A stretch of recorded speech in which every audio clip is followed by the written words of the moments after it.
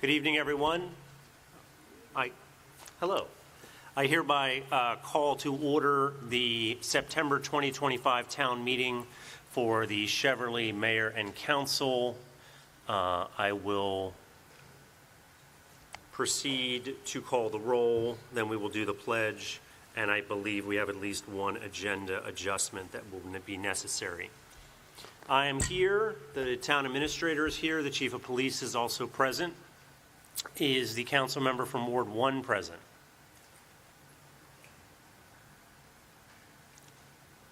I believe he's not here yet. If you are online, sir, please make yourself known. Ward 2? Present. Ward 3? Present. Ward 4? Present. Ward 5, Councilmember Garces? I can't. Oh, hello. I can't see you. I'll move my screen over. Okay. And Ward 6? Present. All right. Seeing a quorum present to conduct business, we will now proceed to the Pledge of Allegiance. I pledge allegiance to the flag of the United States of America and to the republic for which it stands, one nation, under God, indivisible, with liberty and justice for all. Okay, so I think the recording just went on. So just to recap, we have convened the meeting and all of the council members, with the exception of Council Member Wade, are present and accounted for. Council Member Wade, please make yourself known when you are able to join the meeting. Oh, thank you. Okay, I'm seeing Councilmember Fry has let me know that Councilmember Wade is present in the attendees, so all 7 elected officials are present at this time. And also for the record, Town Attorney DeLoach is present. Let's proceed with item 3, the agenda. Council, you have the agenda in front of you.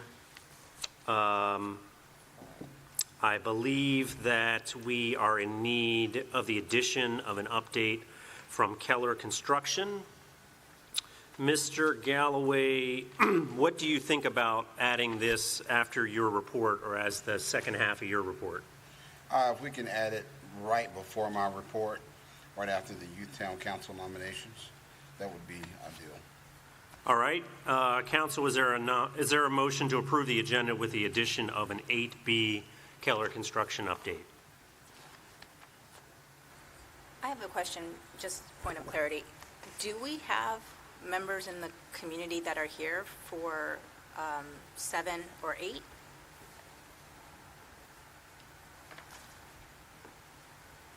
I don't know if anyone from the planning board is attending for 7, or if that is simply a discussion that Councilmember Tanzi is going to lead. Okay.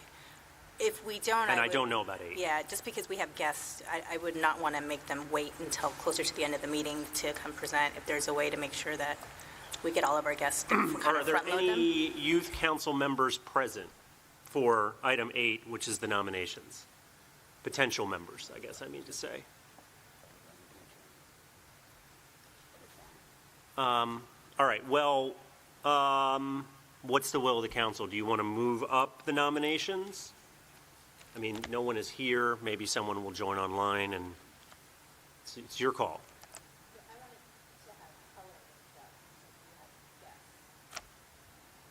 So whatever guests we have here that are here to speak on one of the agenda items, if we could put them towards the front of the agenda so they're not sitting through everything else. Keller? Yeah, is Keller here? Yeah, they're here, but they can go at At the... If that's how you guys want to do it. All right, is there a motion from the council? I move to amend the agenda as suggested by the mayor. So that would be to add an 8B Keller Construction update and then approve the agenda. Is there a second? Second. Councilmember Garces with the second. Is there any discussion of the motion? Hearing none, I'll call for a vote. All those in favor of the motion say aye. Aye. Aye. Any opposed? Any abstentions? We're going to count that as a 6-0 approval. Keller Construction is 8B now on the agenda. Moving to item 4, CNPP grant, Mr. Galloway. Would you like to hear from Mr. Knipe? Yes.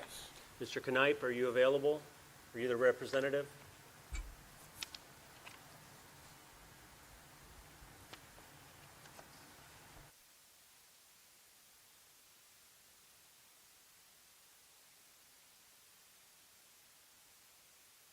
Green light.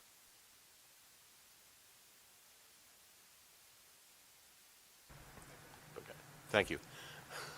Mayor and Council, I am the Vice President of Community Native Planting Project. We are requesting another town grant to cover expenses, mostly general liability insurance and director and officers insurance as listed on page 5 of the agenda packet. Also on page 6, we have the listing of expenses from last year's town grant. I'm here to answer any questions you may have. Mr. Galloway, anything to add at this time? The only thing I have to add is working with the Community Native Planting Project has been a pleasure.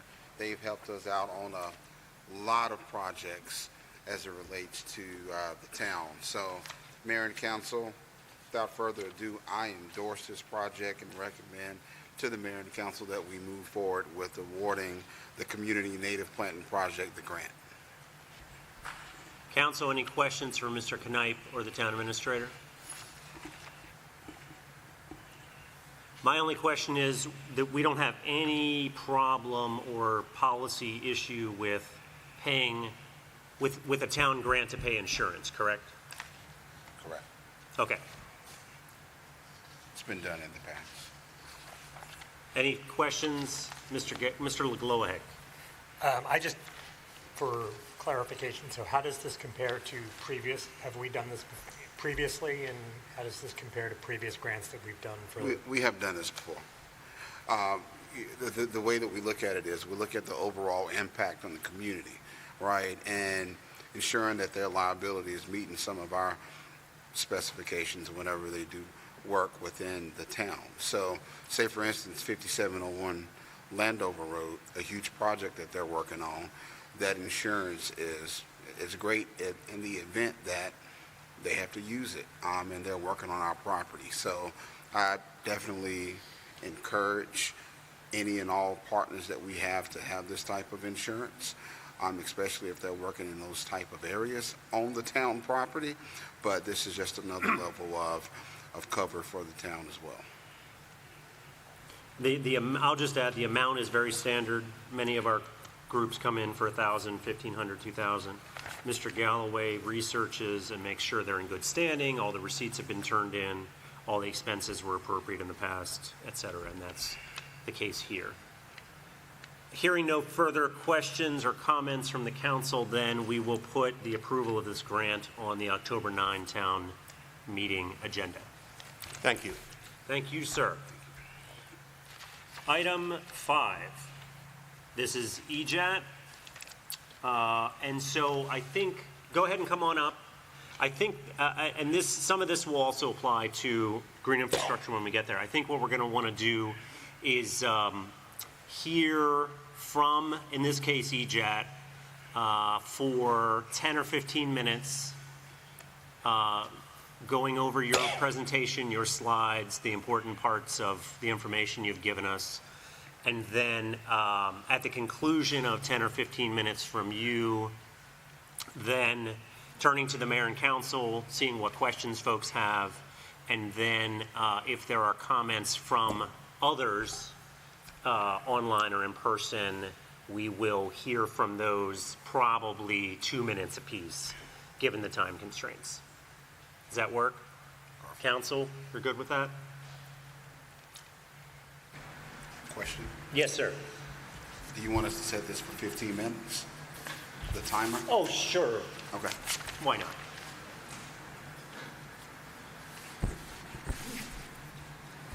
We ready? Go ahead. Okay.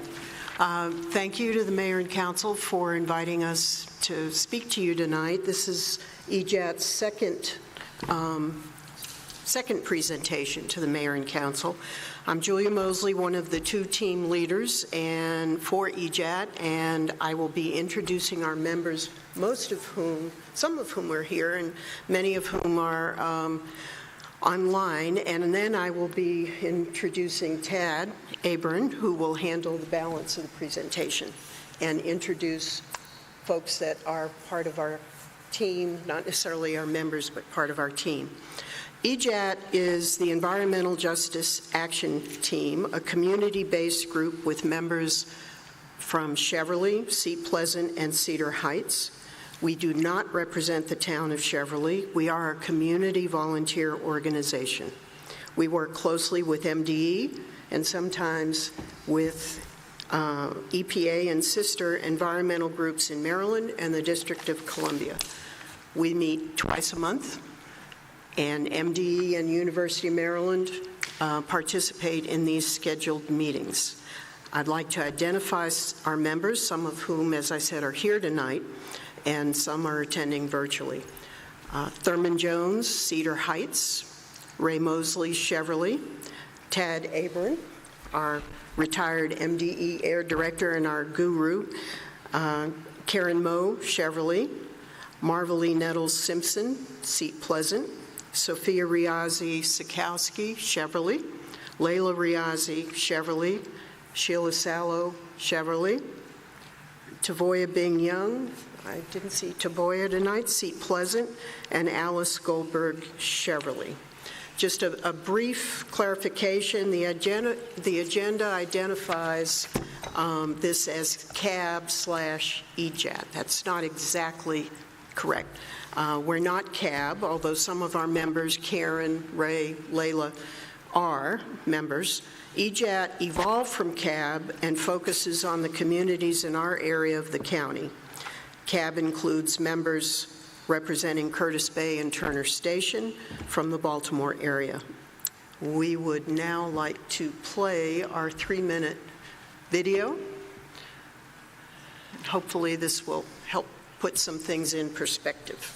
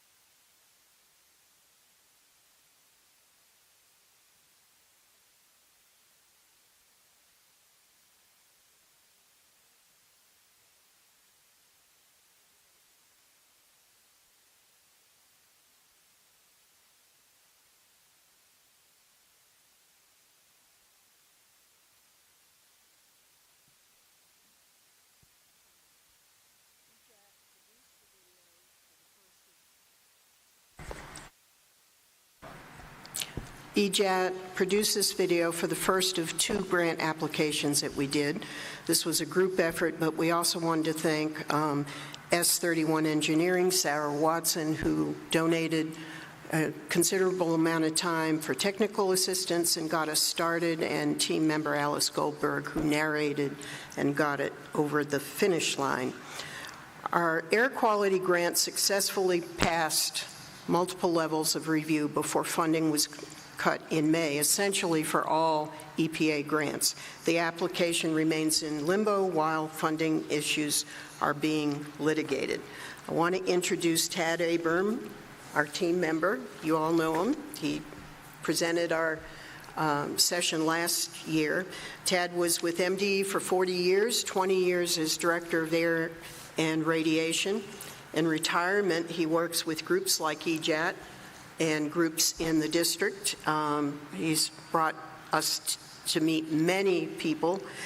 We all knew that Tad was well-known and nationally respected, but if we had any doubts, in November, Ray and I went with Tad to a National Clean Air Conference in Chicago, and it was obvious to us then that Tad almost has rock star status with the national clear air environment and regulation communities. So, Tad Abram, thank you.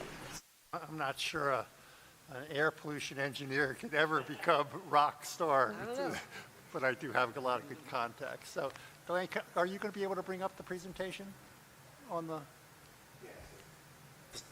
slides? Yes, we can bring it up. Was it submitted to the town? Yes. Yes, It all was right. Submitted, so I'll start talking anyway. Do I have to do Giselle, if you anything can to get share up the and running? screen with the presentation, that would be great.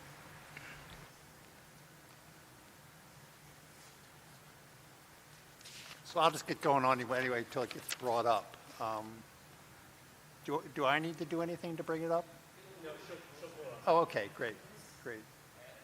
There we go. So we got about 15 minutes.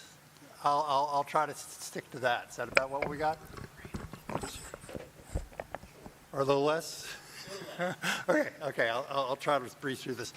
Julia already went through the partnership piece. We got a great partnership. We got scientists from University of Maryland. I'd like to point out a couple of them in the audience: Russ Dickerson, Tim Canty, Ava Pushnig, but great group of people. Great group of residents working with us. Not just Cheverly, Seat Pleasant, Fairmount Heights. Good group of people, all well-intended. And then we've even got some national experts working with us these days. Got a couple of folks from California who are experts on showing how air quality works. But let me get into the meat of the presentation. Just a little bit on, why you retired. Why are you doing this? This is a piece of my job that didn't get done very well when I was there for 40 years. This piece where certain communities have lots and lots of stuff in their community.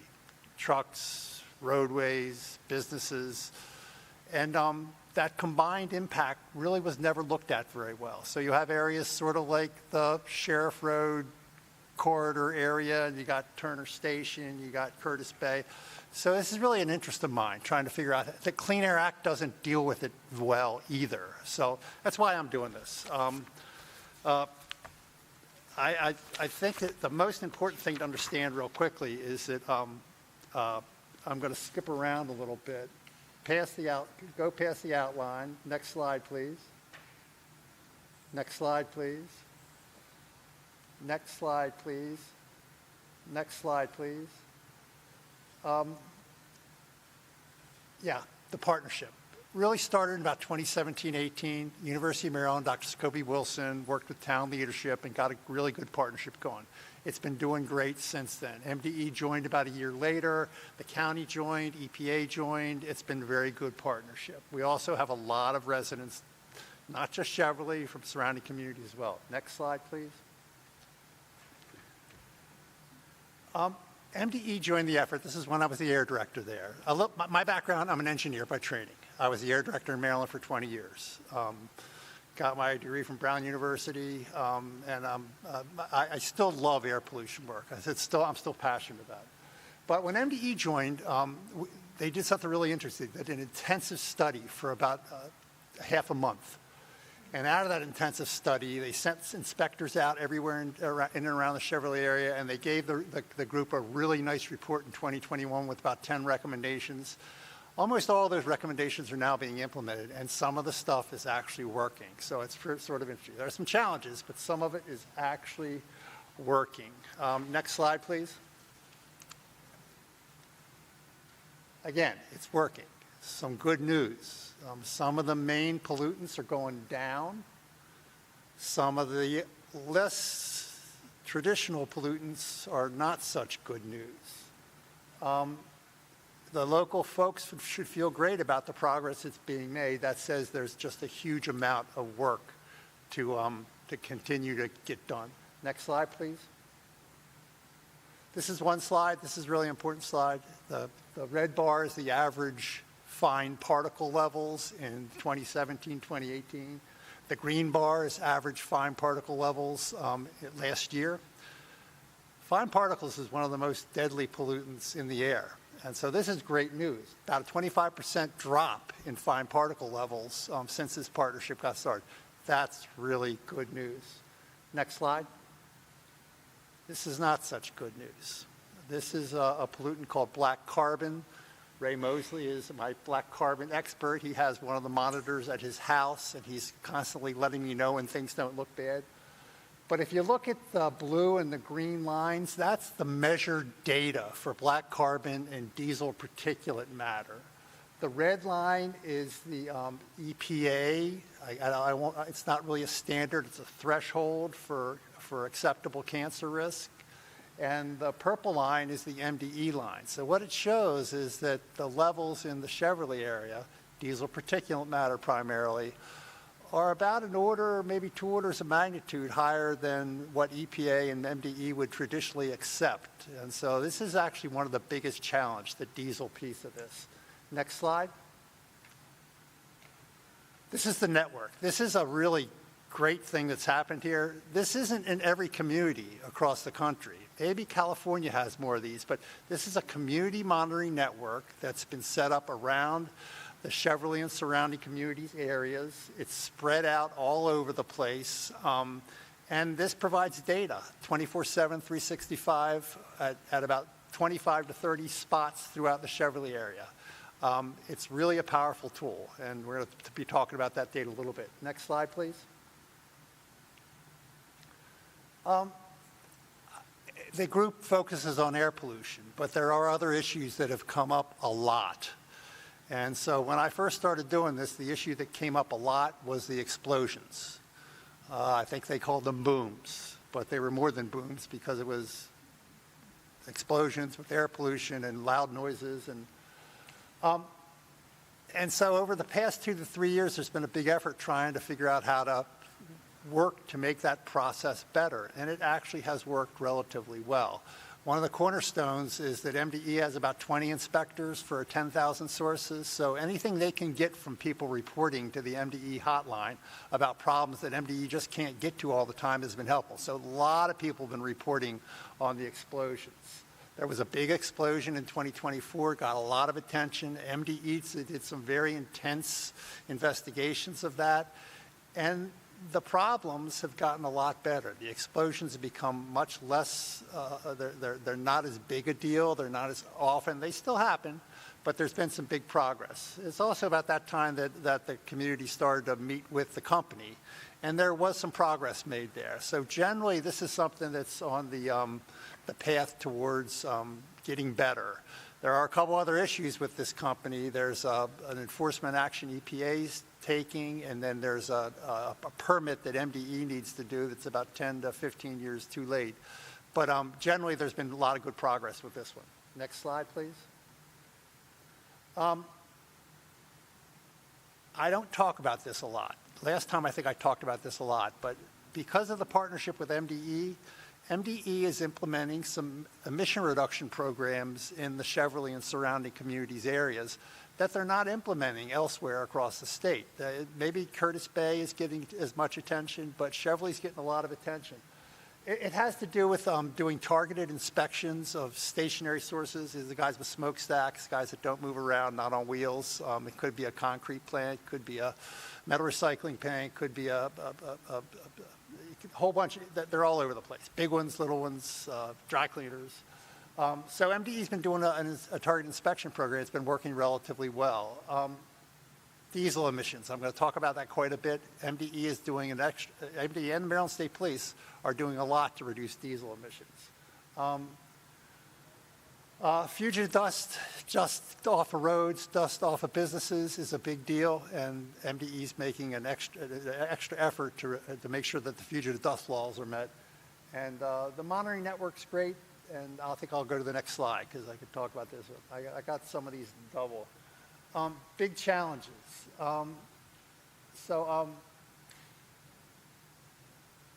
The black carbon and diesel particulate matter are probably the big challenge.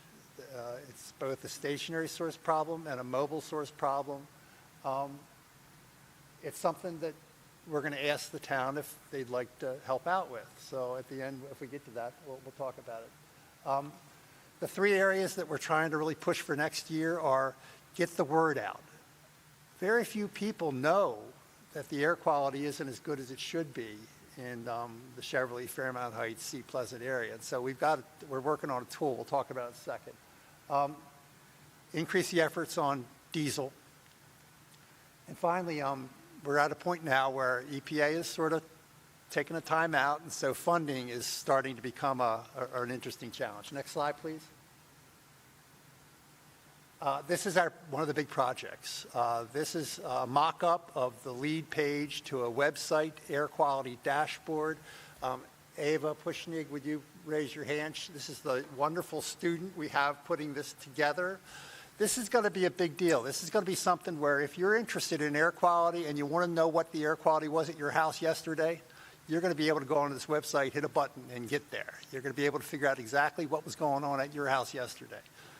The little slide in the middle shows a week this year where basically the bars show every day of the week, and it was basically, we use the EPA color codes where red is unhealthy and orange is approaching unhealthy and purple is very unhealthy. So there are weeks like this where the air is very unhealthy in the Cheverly area for a week. And the little buttons around the side, it's everything from what did the air quality look at my house yesterday? Who's doing anything about this? How can I get involved? Those kinds of things. So next slide, please. We would love to get some hopefully easy town support on this by just information to the public about the availability of how to get onto the website and get to the dashboard, maybe through the town newsletter, maybe through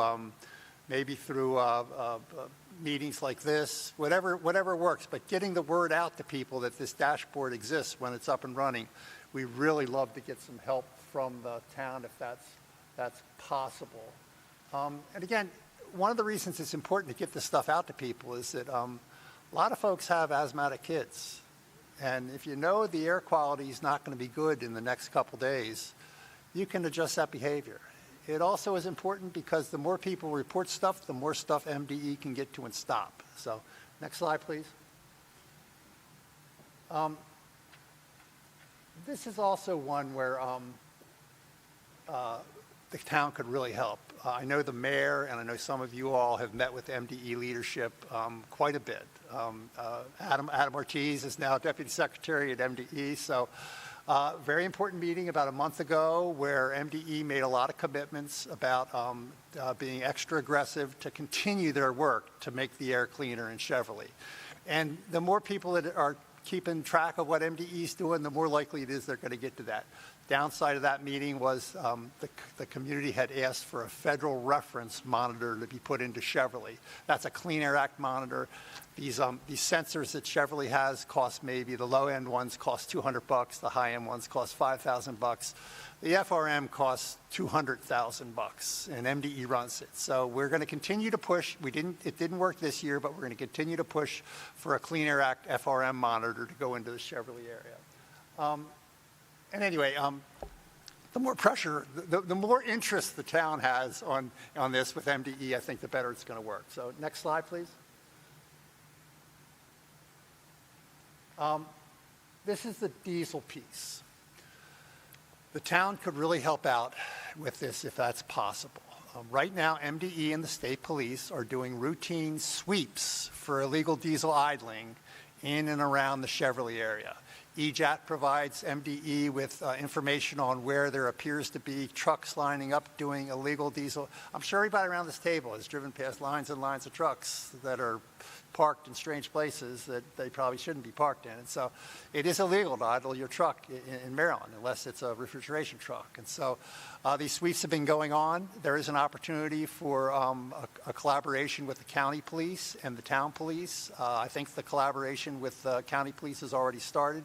The town could get involved in that. And if you're interested, I would be happy to link everybody up with MDE. And there's two pieces of it. One is that, yes, the enforcement is important, but there's a behavior change piece of this. Right now, most of the truckers don't even know that idling that they do is illegal. And so there's an educational piece. And so the bigger the presence, the more it's going to succeed. So next slide, please. I just went through all this. I won't repeat it. But anyway, this could be everything from actually getting your police to help with the sweeps to just doing some educational work. So whatever the town could do, that would be great. And Tab, we do have the video ready to run, and that gives a great visual of what people are now. Okay. So whenever you or Mr. Galloway thinks is appropriate for that video. Next slide, please. This is the tough one. Where's the money? We're working pretty hard on this. We think MDE has enough money probably for the next year, maybe year and a half. They got a big grant. I actually was part of getting that grant. So MDE's got some money for a while.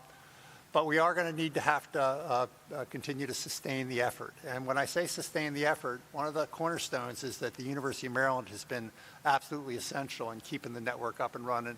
It's one thing to ask Ray Mosley to check his data. It's another one to ask Ray Mosley to go fix it. So having people that can come fix things and do that. So we will, the concept that we're pushing, this is based upon what other areas of the country are doing, is that the local folks, the county folks, the state folks, and the federal folks need to figure this one out, talk about funding, figure out where the money is. I don't think it's going to be a lot of money into the future. I think the big money to buy all the stuff is already done, but it's going to be a real challenge in the next 2 or 3 years is maintaining this system, keeping the network up and running. Next slide, please. Ted, let's just do 2 more minutes on this. Okay. And then we'll get to questions. Tougher long-term issues. I think I'm getting close to the end anyway.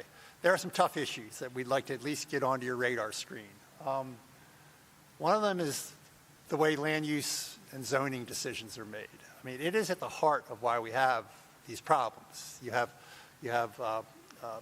heavy and medium-duty industrial zoning. You have those types of businesses move in, you have housing costs drop, you have minority communities move into these areas, and so you end up with, it's an automatic driver. It's something that California's working on. Be happy to talk. This is a tough one, but we know that the county's got a big role in this, but it would be good to start to have discussions about other areas of the country are talking about how to do a better job to not keep putting the same old big emission sources in the same communities over and over again. The other one is every once in a while a controversial source comes up. I think a couple years ago it was the District of Columbia bus maintenance yard that was going to go on Clay Brick Road. And some areas have started to try to figure out how to make sure that that those types of businesses, if they're going to move into an area that already has really bad air quality, how do you do that and not make the air quality worse? Some areas have moratoriums. Some areas just have procedures for making sure that when companies move in, they're doing all the right thing to reduce their emissions. But that's another tough future type of issue. And, of course, the funding thing. And I think I might be at the end, so let me go do one more. Yep, this is the last slide. So this is just a laundry list of some of the things that would be great for the town to help out with if they could. I think I've gone through most all of them. Some of them are relatively easy. Things like I think EJAT would be very interested in updates on what's going on with the Maryland Stone facility. We don't know if that's proceeded. We think that is one of those potentially high-emitting sources that could be moving into an area with already real bad air quality. And the other one is if anybody knows anything about the DC bus maintenance facility, that we think with the funding was cut. I know that the mayor cut the funding. Their effort, however, is not dead. So we don't know if that's going to come back to life. So that would be interesting. And the other two would be to help us communicate. One would be to let us know about let the residents know about the dashboard. The other one would be to publicize the MDE reporting lines. I can't tell you how important it is to have people to report problems they see, because MDE's limited staff. They have a limited number of people. On the hard side, I just went through all of this planning and zoning issue, the money issue, the issue with big new sources, helping out with the diesel illegal idling thing, working with the county. So you have that as a resource. I also think that there's a version of this that's a letter. You've handed it out. So that's it. I'll be happy to take questions. Sorry I worked a little fast. I think we originally thought we had somewhere between 30 and 45 minutes. But okay. Yeah, thank you for this, Ted. And Council, if you haven't seen it, we have the list of 8 items, the recommendations for action. So we will go into that. Council, are there questions for EJAT? Yes, Councilmember Wade. Yeah, I just wanted to thank you for providing a presentation. This is definitely something near and dear to me as my oldest son who has major allergies. So we're very cognizant of that, having asthma, which is probably a cause of a lot of the environmental stuff, and I'm enjoying the work that you do. Also want to commend you for partnering with local other residents outside of Cheverly. And special shout out to my predecessor, Marlene Nettle Simpson, all the way down in Seat Pleasant, for being part of that.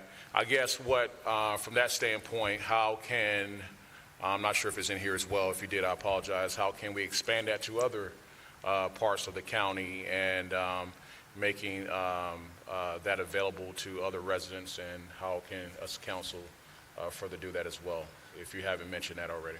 Yeah, no, that's a great question. And it's sort of covered a little bit, but I think one of the things that we got a group of about 15 people that follow this and follow it really well. There's probably 10,000 other people that don't have any clue what's going on. So we're hoping that this web page with a user-friendly dashboard where people can go in and get their basic questions answered, like what's going on by my house? How do I get a monitor? Those kinds of questions are the kinds of questions. So I think through that we can, there's been discussions about other areas as well. EPA asked us a lot about Bladensburg. And so, yeah, this is something that, and part of it is getting the word out that this kind of a process is going on and seeing who else. If you know of anyone who might also be interested, elected officials in other townships, let us know, and we'll do it the best we can. And just a follow-up, just a suggestion, even possible incentives for the, say, other residents of other municipalities or unincorporated as well, and have y'all presented, say, this to we have 27 municipalities alone in Prince George's County, so have y'all had the opportunity or presented to talk with the town, those other towns or cities, and say, hey, this is something that's available, maybe incentives for residents in those particular municipalities or the unincorporated area for them to put those monitoring devices there as well. Yeah, that's a great idea. We've done that a little bit as we've expanded into other areas like Seat Pleasant, like Fairmount Heights. We've done some of that, but I don't think we've done a presentation to a town council meeting or anything. We would be happy to do that. That's a great idea. We should work on that. Mr. Tanzi. Good evening. Also, thank you for the presentation and the recommendations. I was especially taken by number 6, which is pursue an update on the Clay Brick Road concrete batching plant. And I hope you know more than I do, we are surrounded by industrial zone sites. I guess there are 2 parts to this. One is, do you have a sense that that existing facilities are not following modern codes, or is the problem that modern codes are not adequate when you're this close to residential?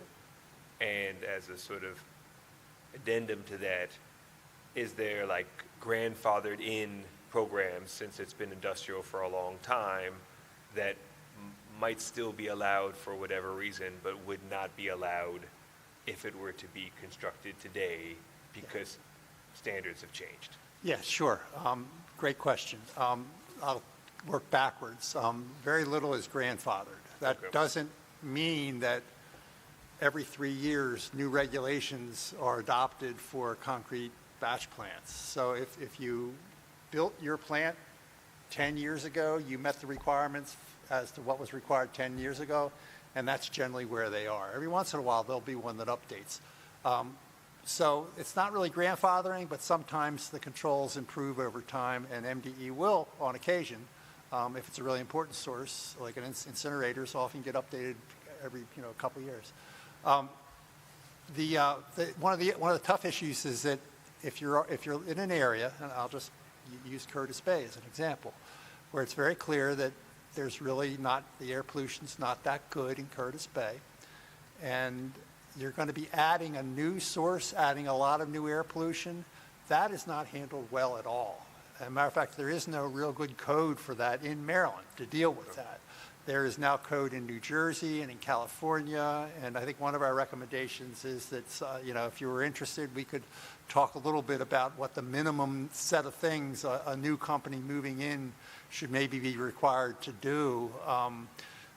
Some local governments are doing that. So I think the glitch isn't that the codes are bad. The glitch is that there's just no code that says if you're moving into an area that already has a lot of air pollution sources, what extra stuff do you have to do? New Jersey's done it. I think the other one was. Howard Russ also would like to make a comment on the program, since he's one of the. Okay. Russ, you have a comment on this one? Sure.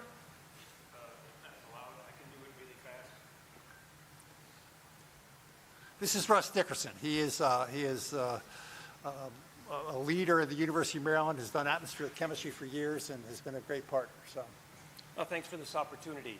Yes, Ted and I worked together for decades. I can speak into this mic. Let's see. I am also a commissioner in the Maryland Climate Change. Press the button. There we go. Now we're good. As a commissioner in the Maryland Climate Change Commission, I go to those meetings, and these actions take money. They take resources. So where's that going to come from? Well, it turns out there is a pot of money called RGGI, the Regional Greenhouse Gas Initiative, that comes into Maryland every year. Well, it's going to be a tough budget year in Annapolis. So everybody's going to have their eye on the RGGI money. RGGI money is supposed to be used for reducing greenhouse gas emissions. What's that have to do with black carbon in your neighborhood? Well, that includes removing diesel trucks, replacing them with electric trucks, and just generally generating electricity in cleaner ways. So what you can do is tell your delegates, your senators, make sure that that fund, those RGGI funds, go toward cleaning the atmosphere and not sort of into the general operating fund of the state. So that won't cost you anything, and you probably have some influence in Annapolis as mayor and town council. That's all. I'll be happy to answer any questions if you have any technical questions. Thank you, I appreciate that. Council, any further questions for EJAT?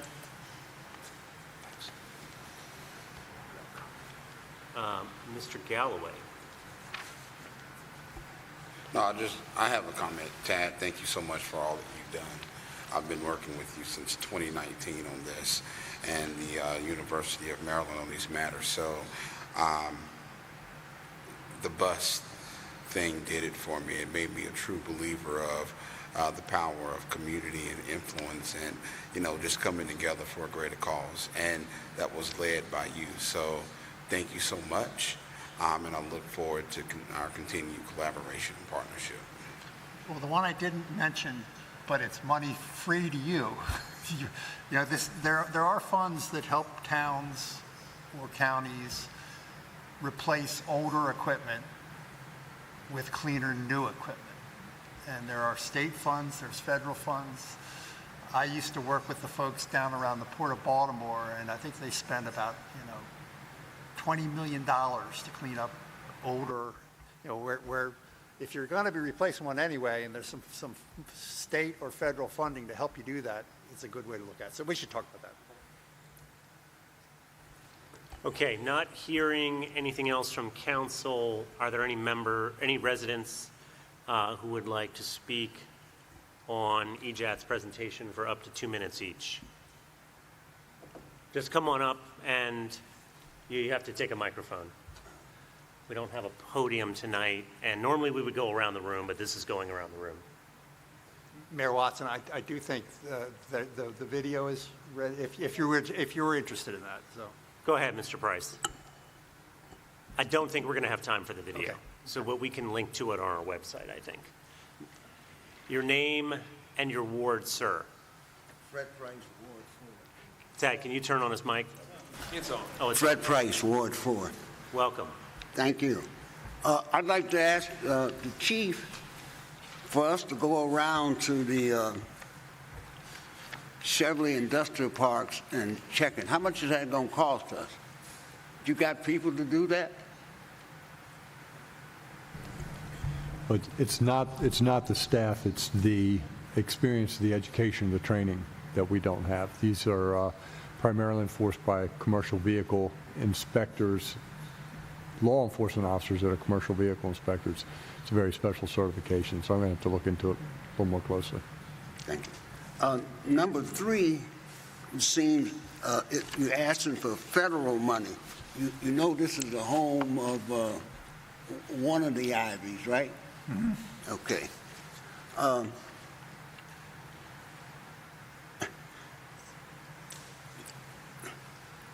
Can you do this without us, or do you need us to do this with you?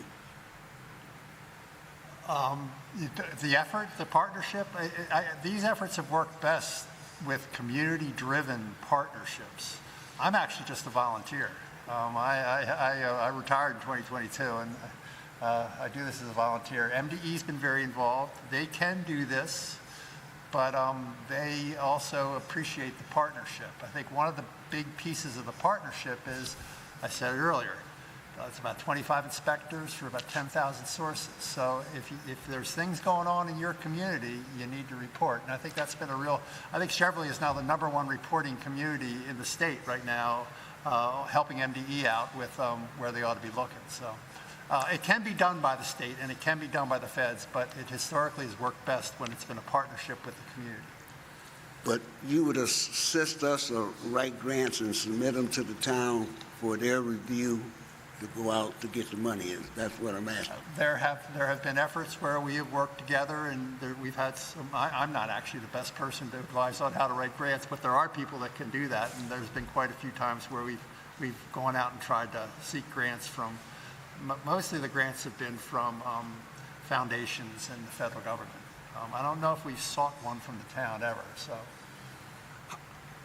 there's been occasions that groups have signed on with Cheverly. We have a good rapport throughout the area. And then Cheverly does not go along with the area they want to go in. And they go out on their own. And they enter, if you go to Bladensburg and say, you use a Cheverly so-and-so, that's big stuff, okay? And you were talking about batching plants, and I remember a group went from Cheverly to Bladensburg when they were putting up the Masonic, some kind of parable concrete, and say, oh, we don't want this, we're from Cheverly. That wouldn't happen with you, would it? If the community wants to express their opinions, I think that's the right of the community. Personally, I wouldn't. But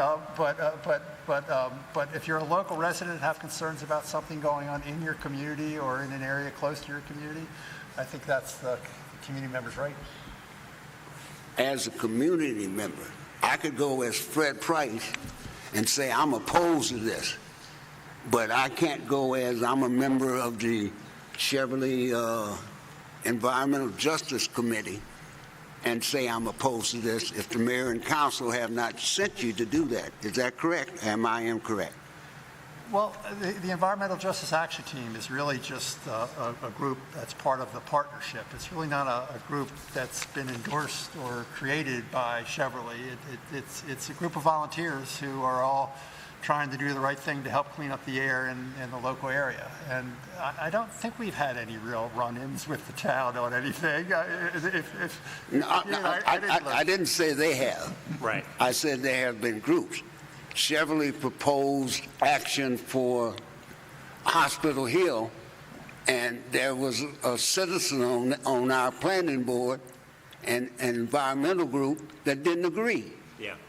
Well, And he went out using the endorsement that he's from Cheverly to make a presentation, and I don't think that should be done in that. Although he won the lawsuit. All right, thank you. Anyone else? Any other residents? Go ahead and queue up. Your name and ward, please, ma'am. Good evening, Joyce Jones, Ward 2. Add my thanks to everybody for your presentation. Tad, heard so much about you. Great to meet you in person. One quick question and one quick comment. In terms of the sort of box here about the opportunity to obtain funding to clean up diesel fleets that was mentioned, is there anything you can recommend as an interim level, and maybe we, can turn to our own public works people in terms of making sure that what we currently have is well maintained, properly maintained, not polluting any more than it has to be, our own policies in terms of trucks in town idling. So that was one question I had, whether anything you can recommend along those lines. And then as far as a comment, obviously since we all know and you put in your report that the most vulnerable people are children and seniors, I would just suggest or offer that dealing with as many organizations, for example, libraries, schools in town. We have a parent resource center. We have a senior village in terms of the education part of it. I don't know if that's something that you've targeted. I'd love to hear anything about that. Yeah, so do the first question first. There's no magic formula for which trucks to clean up. Usually it very much links up with a town's, or there's older vehicles are generally dirtier than newer vehicles. And so if you have an old trash truck or an old yard truck or an old, and you're going to replace it anyway, and you wanted to make sure you got a clean one when you replaced it, there is state and federal funding that can help pay for that truck that you're already going to buy. That's historically the kinds of trucks that got cleaned up right and around the port. There were trash trucks, there were boats, there were these trucks called dray trucks that run around the port. So I think that MDE has a group of people that can actually help you take a look at your fleet and tell you which are the ones that are the most likely successful retrofit ones. And so the working with schools, and there is some of that that's already going on, probably not as much as we probably should be doing, but that is an important, again, I'm going to go back to the dashboard piece. I think getting the word out and getting people to take a look at what the air quality is every single day is an important piece of connecting up with sensitive groups, letting people know what's going on. Thank you so very much. All right, thank you for that. Next. Name and ward, please. Hi, my name is Tim Canty. My wife and I are Cheverly adjacent. We live on 63rd Avenue, but the other side of 202, so we're unincorporated land over hills. I'm an associate professor of atmospheric oceanic science at University of Maryland College Park. I'm an air quality scientist. My research group leads the air quality modeling for the state of Maryland. Tad brought me in recently on this project. I don't do the work the students do, Katie and Ava and Katie do all the real work here. I just wanted to introduce myself as a resource to the folks here, because I live here too. I'm not just a scientist. I'm breathing the same air.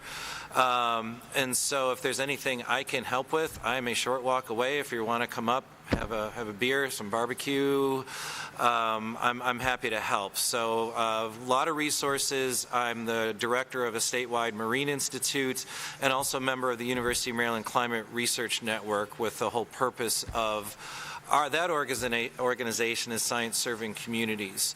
And I think there's other opportunities we may be able to help Cheverly on flooding issues perhaps, and weather-related tracking, that sort of thing, using other networks of low-cost sensors. So just wanted to introduce myself, say hi, and I'll leave business cards here. Yeah, please. If anybody wants to get a hold of me. I've led undergraduate and graduate programs, so if you have residents who want some tips and tricks on getting their kids into school, I'm happy to help with that too. So. Yeah, thanks for volunteering. We thank you in advance for your long service to the town of Cheverly. Okay, please make sure that Mr. Galloway gets those details, Mr. Tanzi. Any other members of the public want to speak for up to 2 minutes on this topic? Yes, Leila Riazi, Ward 1. What I would actually like to do is to give my 2 minutes to the video that we put together, because that video is very significant for people to see how much we're affected.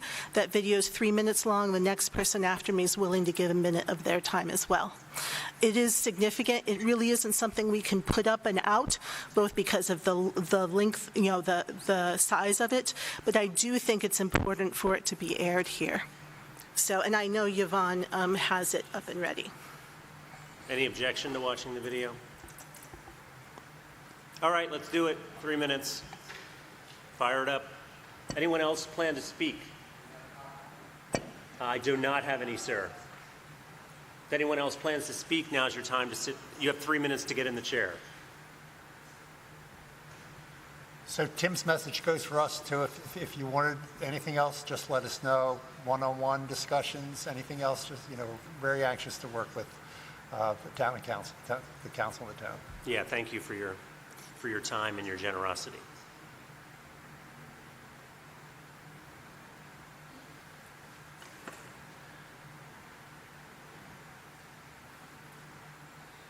We know a few of these people. Members from Cheverly, Fairmont Heights, and adjoining neighborhoods partnered with academic institutions and environmental leaders. Our story is about our communities, our air quality, our health, and our need for environmental justice. The EPA's EJ screen assesses the excessive environmental justice burden of pollution in the midst of our neighborhoods, showing heightened rates of asthma and a lower life expectancy. This is what is in our community. Co-located with our schools, parks, and homes, you'll find metal recycling and aggregate industries, warehouses and food distribution centers, bus depots, intense diesel truck traffic, and heavy industrial operations. In 2019, the town of Cheverly partnered with the University of Maryland School of Public Health for the creation of a community-based air monitoring project. We built a hyper-local sensor network using low-cost purple air monitors. Along the way, we learned a lot about particulate matter and problems it causes in the human body.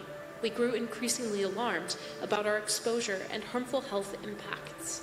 In 2021, the Maryland Department of Environment responded to community concerns with a pilot targeted inspection of illegal idling trucks and emissions from industrial operations revealed by our sensor network, to limited success with much work remaining. Okay, here are the semi-trucks lined up, parked illegally, waiting to get into the warehouses. It's 1, 2, 3.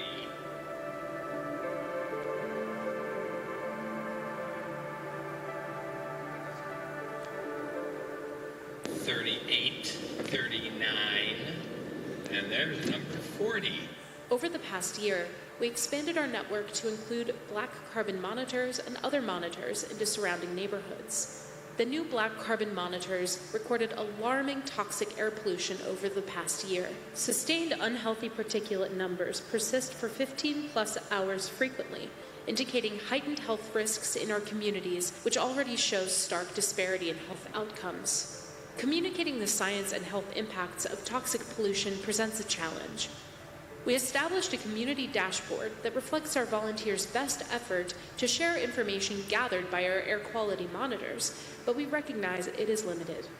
All people should have the right to clean air, but our air isn't healthy to breathe, and our communities are at elevated risk of illness and disease. Our communities have been overlooked and overburdened for too long. We need your help to take the next critical steps to achieve air justice and improve our quality of life. All right, thank you for that. EJAT, thank you for your time. Tad, in particular, for being a super volunteer on behalf of not just Cheverly, but Sea Pleasant elsewhere. Mr. Galloway, can I ask you to take these 8 items and pick through them and come back to us at a later date? Yes, sir. All right. Oh, thank you. Okay, let us move now to the next agenda item, which is the Green Infrastructure Committee discussion. We will start with let's say a 15-minute discussion or presentation from GIC. Council, you of course have the documents with the appendices in your packets, but let us start with a 15-minute presentation. Council, then we'll go to you for questions, and then we'll roll out. And then I think after the council is done asking questions or making comments, then we'll try to have a 20-minute or so discussion with 2 minutes of each public participation. Take it away, 15 minutes from the GIC.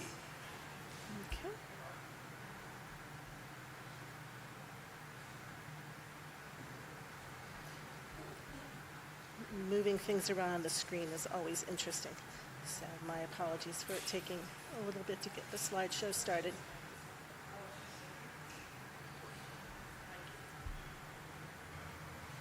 Can you hear me? Thank you. So thank you for taking time for us to have an opportunity to reintroduce the Green Infrastructure Committee to Mayor and Council and community. The Green Infrastructure Committee has been serving community since before 2011. So what we want to do is we want to welcome you for this opportunity. We also want to make it clear that we are here this evening continuing to be willing to serve. And a little bit about our background. We've been formed from a robust, environmentally grounded, volunteer-grounded resource tradition, something that when I moved to Cheverly, I found particularly beautiful about the community that I chose.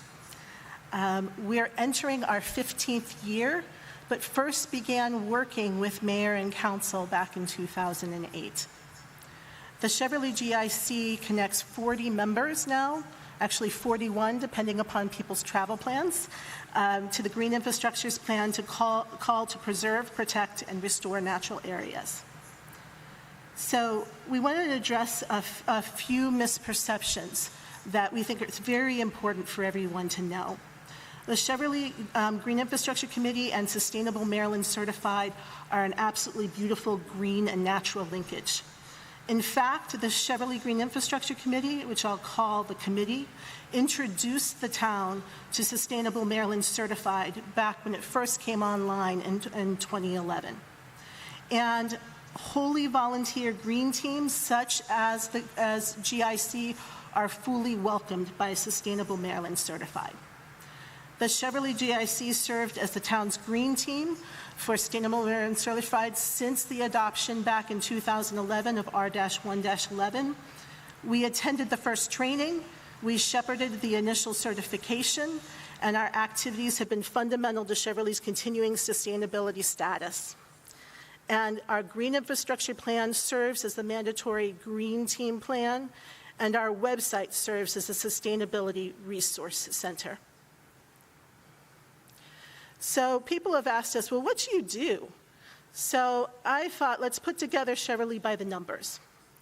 So this is just a picture. I'm not going to read it all, but we've had 700 plus open meetings over our time of service. And it's important that these are open meetings to everyone, in person and hybrid, publicly listed, with sufficient time and all agendas and minutes being shared. 600-plus committee announcements and environmental updates at town meetings. We've been here.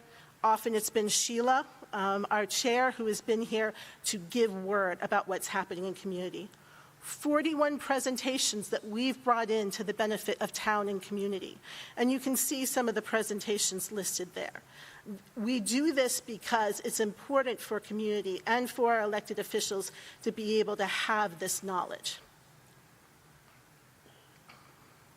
So, for whatever reason, it doesn't want to go. Okay. We have open cases, 8 long-standing and recent open cases. And those open cases are in your packet, and actually I'd like to just distribute them around as well. And those in the audience can have as well. And these open cases, these are not gotchas. One of our responsibilities, we feel, is to stay up to date to the best of our ability and make sure that mayor and council and the town have the information they need to continue to follow up on issues that are of environmental significance to the town and community. 29 formal recommendations. These are recommendations where the town has come to us, or we have found something of environmental significance that we have brought to the attention of the town and community. And 14 studies and reports, and you can see those listed there. So we've also collaborated on a number of issues with mayor and town. The Kilmer Street Park and Arboretum pedestrian path actually first came from the Cheverly Green Infrastructure looking at that and saying that there was a possibility there. When we talk about our members continue to expand, and we have a membership such that you don't have to be attending meetings. You can step in on projects. You can step in the ways in which you best like to serve in fulfillment of the Cheverly Green Plan and in support of the environment. And we have, as we say, one Cheverly Green site to unite us all, and the Cheverly Green Connect Facebook page. That's not just for us, that's for any environmentally minded organizations and community. If they don't have the ability to host material, we help them with that. So we're here tonight to talk about looking ahead.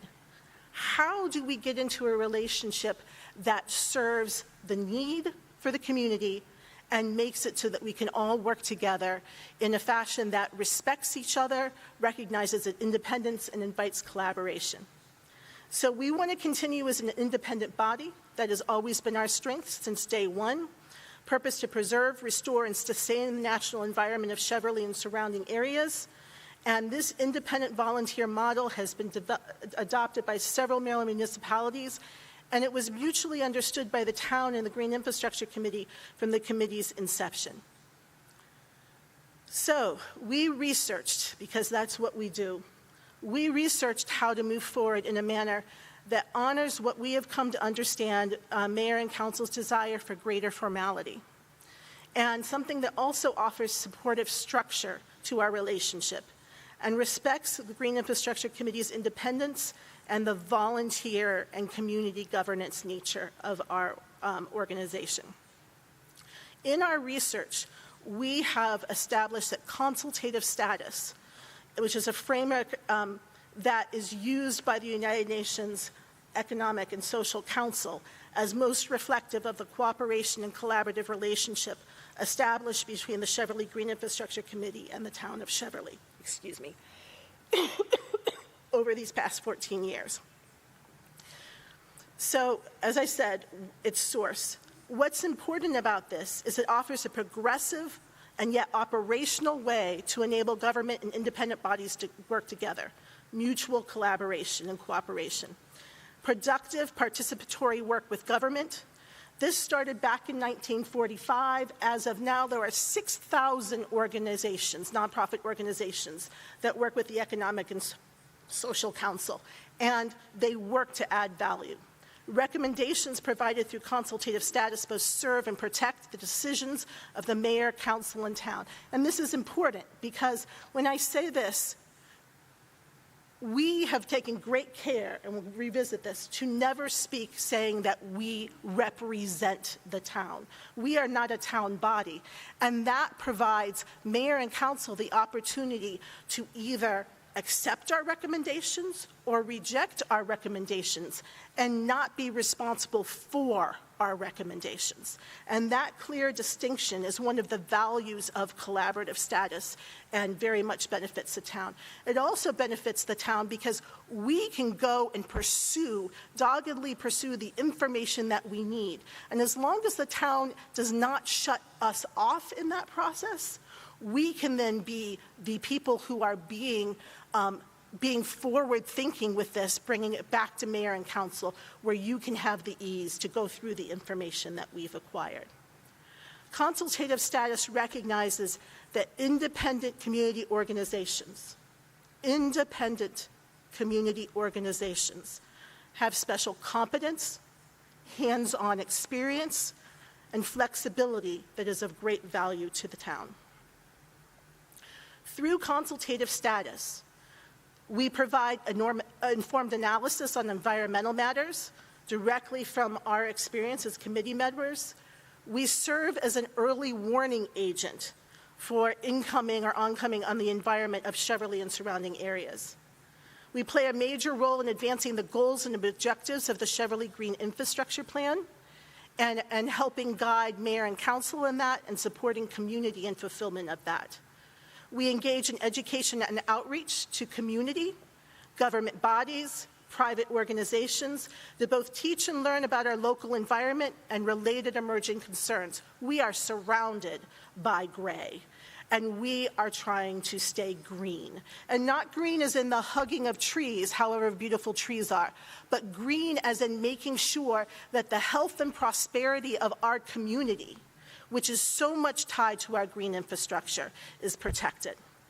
And to report and contribute essential environmental information and green practices at town and organization events. So why are we here? We are here to work on next steps. And what we see as next steps are to prepare a memorandum of understanding between the Cheverly GIC and the Cheverly Mayor and Council that honors Mayor and Council's desire for formality and supports a structure that's included within a draft resolution that we have offered, as we call Appendix F. And I have copies of Appendix F here to hand around the room. So one of the things and why we've done this is Appendix F offers a draft resolution that adopts consultative status as a relationship. It recognizes consultative status in relation to the Cheverly Mayor and Council. And it recognizes that back in 2011, when the resolution that has been often been brought forward as this resolution calls for appointing members of the Green Infrastructure Committee, it recognizes that the mayor and council at the time didn't neglect to appoint, but actively chose to accept the existing membership and governing structure of the Green Infrastructure Committee. They chose not to appoint members or officers as those members were in place with a functioning volunteer governed body. So no resolution has to be forever. So this draft resolution allows the mayor and council the opportunity to act positively, progressively, and operationally for the good of mayor and council, community, and the Green Infrastructure Committee. Let's get this. So to recap, the Cheverly Green Infrastructure Committee provides advance notice, well-researched information, local environmental context, and supports community. We consistently represent ourselves as independent from down government, and we have earned state, county, and local accolades because of the quality of our research, our apolitical investigation, and our willingness to invite robust discussion on environmental matters. We do not go into any situation with our minds made up. We are guided by the Green Infrastructure Plan, by the research that we do, and we are open to the input of community and mayor and council. We're a ready partner and resource for other environmental groups in Cheverly. We've served as a catalyst and an umbrella organization for Friends of Kilmer Street Park and Arboretum, the Community Native Planning Project, and the Environmental Justice Action Team. We connect and support environmental contributions of fellow environmental organizations. We invite them to collaborate on research, both within our town and in the surrounding community. We offer updates at GIC, offer for them to do updates at GIC meetings. We host material on greencheverly.org and share other org activities via Facebook and announcements. And throughout all of this, we continue to serve, we are here to serve, and we welcome finding out how else we can be of help. And now we invite questions and discussion. I am not going to be able to answer all of your questions, but we have other committee members here. I'm happy, whatever I can answer, I'm happy to answer, and I will ask others to come up if appropriate. Yeah, I think we'd be happy to have anybody else from GIC who wants to sit at the table to do so. Totally up to you. Obviously, it doesn't have to be set in stone, but we do have 2 empty seats. So thank you for that, and thank you for your continued Sheila, would work. you like to come up? I don't know if you've heard. They're inviting, if anyone else from GIC would like to come up, that we have a space for people to come up to answer questions. Okay. Yeah. Oh, that's fine. I'll do my okay. best. Well, let me just start out and say a couple things. Number one, thank you to GIC for doing this, for doing the report, and for continuing to do all this excellent research on behalf of the town. I didn't know about the open cases until I read your report a few days ago, so I'm going to be following up on all of those, and they are very fascinating, so thank you for that. I think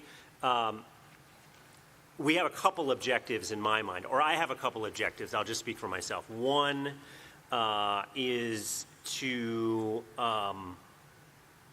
come up to solve the administrative issue that we have, that we don't have a designated green team that is in a kind of planning board like relationship with the town.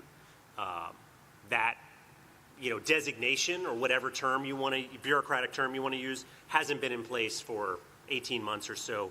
At some point in the near future, that needs to be rectified. We have to have a greenish planning thing that we are in that kind of relationship with. Number 2 objective, I think, is to, at the same time, not disrupt or impair the special sauce that has made the GIC successful over the last 14 years.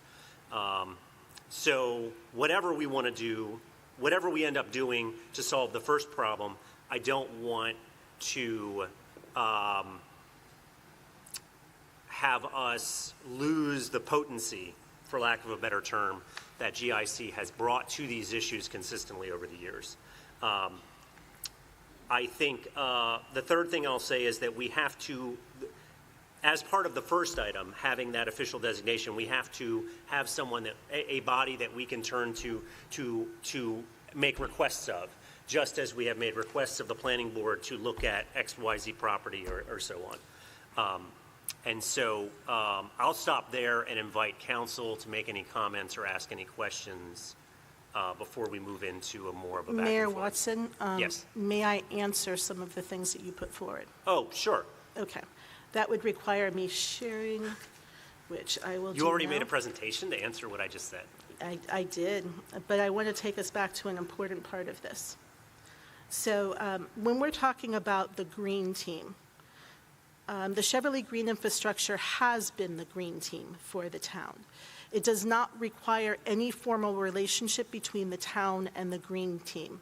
Many green teams for the Sustainable Maryland Certified Program are wholly volunteer green teams.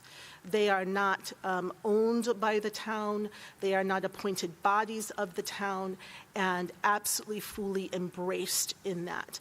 And in fact, in the last SMC, from what we understand, we contributed greatly to that effort, and in the same way in which we have in the past, and we are willing to continue to do so. All right, thank you for that. And I may not have spoken correctly, so my chair. So. Sure, and in the meantime, council, please put your hands up if you would like to speak or Yes, ask it a is on. question. Go ahead. Okay, so this is really brief. I think that we're getting a little terminological problem here. Mayor Micah, you're using the term green team as a general thing to talk about any environmentally focused body.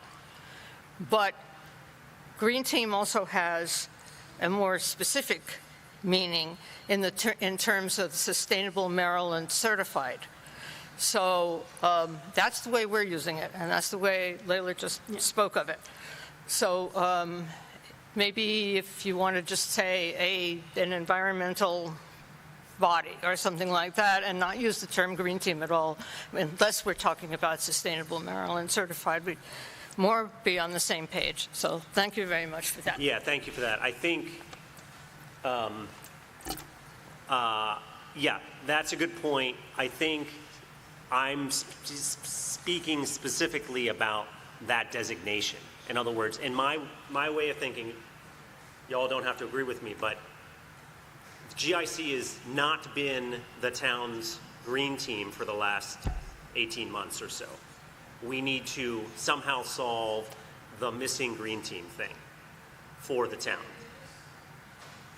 And maybe it's Sustainable Maryland, maybe that's all that it means, but to my way of thinking, the town needs to be able, just as we point to the planning board for that basket of issues, we have to have a designated official body, however it's constituted, and maybe it is, maybe it will be GIC, I don't know, but right now it's not. It's clear to me that it's not. And so that is one of the questions that I want to solve, is to whom do we task such questions? Mr. Tansey. I'm going to add on to that point. I think I did look into Sustainable Maryland a little bit, though I do not pretend to have the knowledge other people have. And it does seem like the town needs to appoint a green team. So it's not just whoever qualifies. It's we have to say this is the formal green team. And so I don't know if I would say exactly what Mayor Watson said, that we haven't had one for 18 months. But anyway, I consider that sort of a separate thing. I think taking a step back, we have to say, what does the town need? And how do we make sure we're getting all of it? My understanding of the history is that the Green Infrastructure Committee was created by resolution to implement the 2011 Green Infrastructure Plan, which means it exists in our, through our construction. And if it is no longer going to serve as a general green infrastructure advisory body, then we need to have some type of green, sustainable, whatever, advisory body that does serve as like a planning board. And I'll speak a little bit to that in a second. In order to maintain our Sustainable Maryland designation, that is then its own separate thing. And maybe the proper term for green team is just limited to that. I appreciated the appendices, by the way. The very last one, H, had some very useful language where there was things like, if there is any uncertainty about the committee's authority, generally or with respect to a specific situation, the question should be referred to the respective mayor and council liaison before the committee takes action. If in doubt, the liaison is expected to seek full mayor and council guidance before recommending action, which, that was 20 years ago, so I'm not saying we have to use that same language. I'm just saying you included it, but then in, trying to make sure I reference it properly, it's long, so it says, what are the GIC's recommendations for the mayor and council? On the right, it says page 18. On the left, it says 55. It says things like the Green Infrastructure Committee's second bullet point may, at its own discretion, accept requests from the mayor and town council for informed, well-researched advice. And let me first say, I trust that you provide well-researched advice. But the qualification, its own discretion, is what made me think of what Mayor Watson said, that we need to have a body that we can say, we need this. I understand it's a volunteer group, and if no one wants to be part of it, they can all quit. But we need to be able to have what we need, what we request. And so that is a different type of body. So that's, I'm trying to figure out how we resolve that. All right. Actually, Councilmember Tansey, I'd like to start with your last point.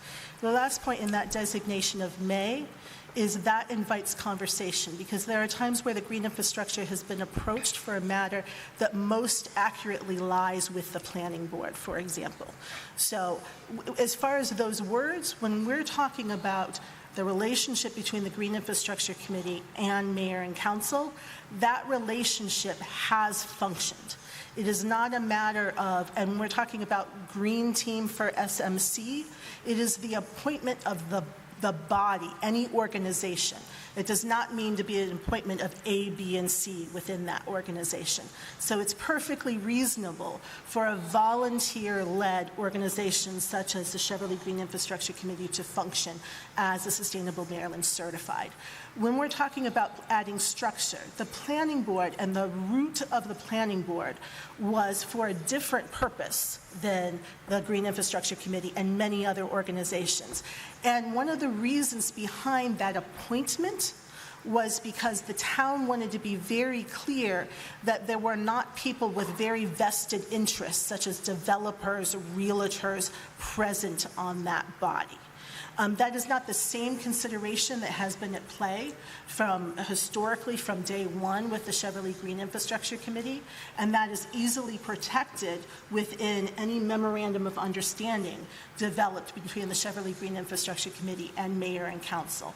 So the whole thing that we're bringing to you is there is a way to thread this needle that does not disabuse the entire community of the opportunity to have a volunteer-led, community-based organization that works with the town when the town needs recommendations and advisement, and at the same time is able to do the community functions that are also part of our mission and vision in fulfillment of the Cheverly Green Infrastructure Plan. And I'm sorry. No, Joyce. And Joyce. I'm not as articulate as my colleagues here. I'll try. Oh, that's why she's here. One of the reasons I came to the GIC is because I was confused about some of these issues we've all been talking about. And that's one of the reasons why we're here tonight, is to try to clear up some of these things. And when you say there has not been a GIC for 18 months, I'm very confused by that because we have never stopped meeting,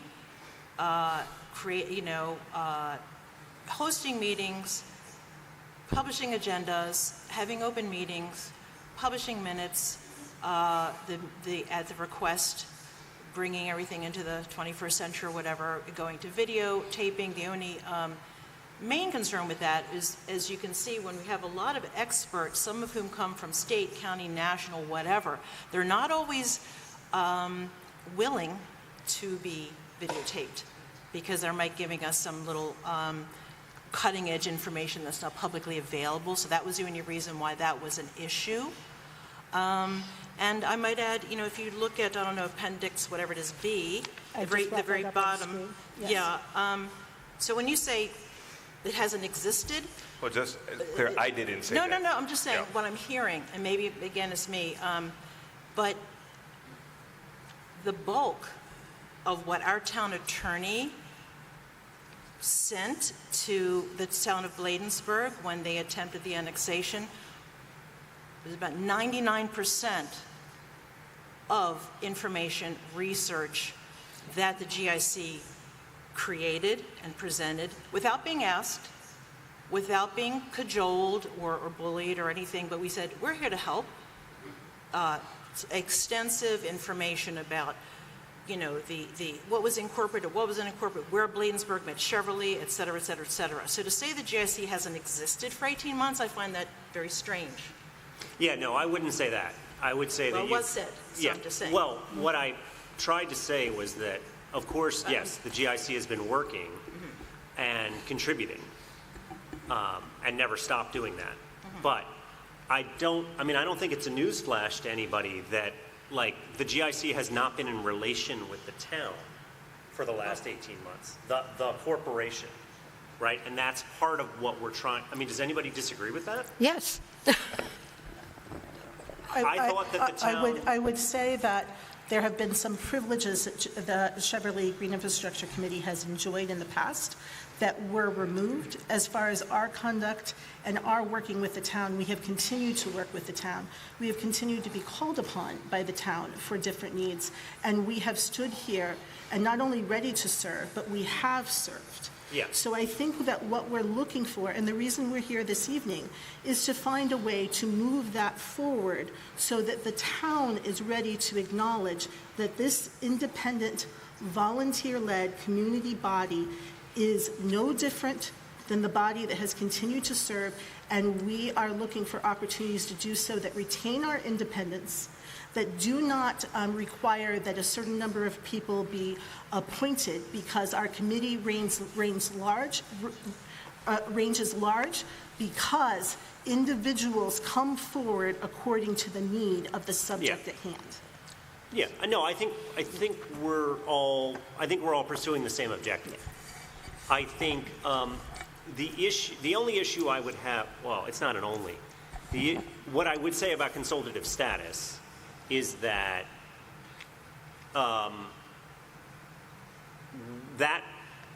if that would be, in order to create that, the mayor and council would need to revisit the document that we approved last year unanimously. I'm up for whatever, wherever you guys want to ride, I'll ride. But we do have a document that we adopted last year that basically has A and B. And maybe it's not creative, maybe it's not sufficient, but like we created two categories, and neither of those is consultative status. If you guys want to reopen that, let's. I'm fine with that. I'm not saying no. I'm just saying that's what that would require. We cannot simply create. We can't pretend that that doesn't exist and just create something different on out of whole cloth, right? We can amend that and create a third category. Yeah. But that would be the only way to get to that destination. And did you have a comment? Or go ahead. I was just going to say, I just want to understand your position, though I understand the committee might not have an official position. But do you think the Green Infrastructure Committee needs to serve as the type of body we're describing? You can still be a wholly independent group, in my understanding of Maryland's sustainability designation. You could still be the green team appointed by the town and be totally independent and produce 100% of the same things. But then we could also have a body that fits within the advisory committee rules and guidelines that serves in a narrower capacity, that produces what we ask it to produce and makes recommendations that they think are aligned with the priorities that the town mayor and council have set forth. My first comment on that would be volunteer-based organizations in town are already struggling. And one of the reasons, and this is speaking for myself, one of the reasons those organizations are struggling is because there are so many layers of what you must do and how you must do it that are not collaborative, but instead have been in a situation where people look at, I'm not sure I'm going to serve. Yeah. Now, the Cheverly Green Infrastructure Committee, through proverbial HEW hockey stick in high water, has continued to serve. There's also another thing involved in this. When you're talking about appointment of discrete members for a specific term, you are losing the opportunity to draw upon the history, and you have a dilution of the work that is brought out of this body and the research that is brought out of this body, and you are creating yet another need for meeting and collaboration that is not actually moving community forward or working with other communities, but is only for the sake of form. While consultative status, I don't understand why I ask the council to step out of being curtailed by a document that you created at the end of last year. Here you have an opportunity for something that is progressive rather than regressive. Here you have the opportunity for something that centers the knowledge and investment of community and invites community in rather than is a top-down, under-the-thumb control. That is not what's needed in this world, and that's what the Economic and Social Council have understood, and they benefit from 6,000 organizations. And this mayor and council have worked with other bodies that are not formal bodies. The only formal body in here is the planning board. You have worked with many bodies that we don't even need to go through and name on major projects and collaborations. And for us to be able to continue to offer recommendations and do research, there is nothing in the way of mayor and council other than mayor and council. And I don't say that to be rude. I say that to be freeing. You have the opportunity to create something here that addresses what has not been an issue from 2011 until most recently.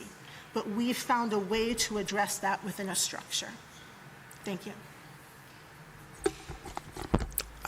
Julia Mosley, Ward 2.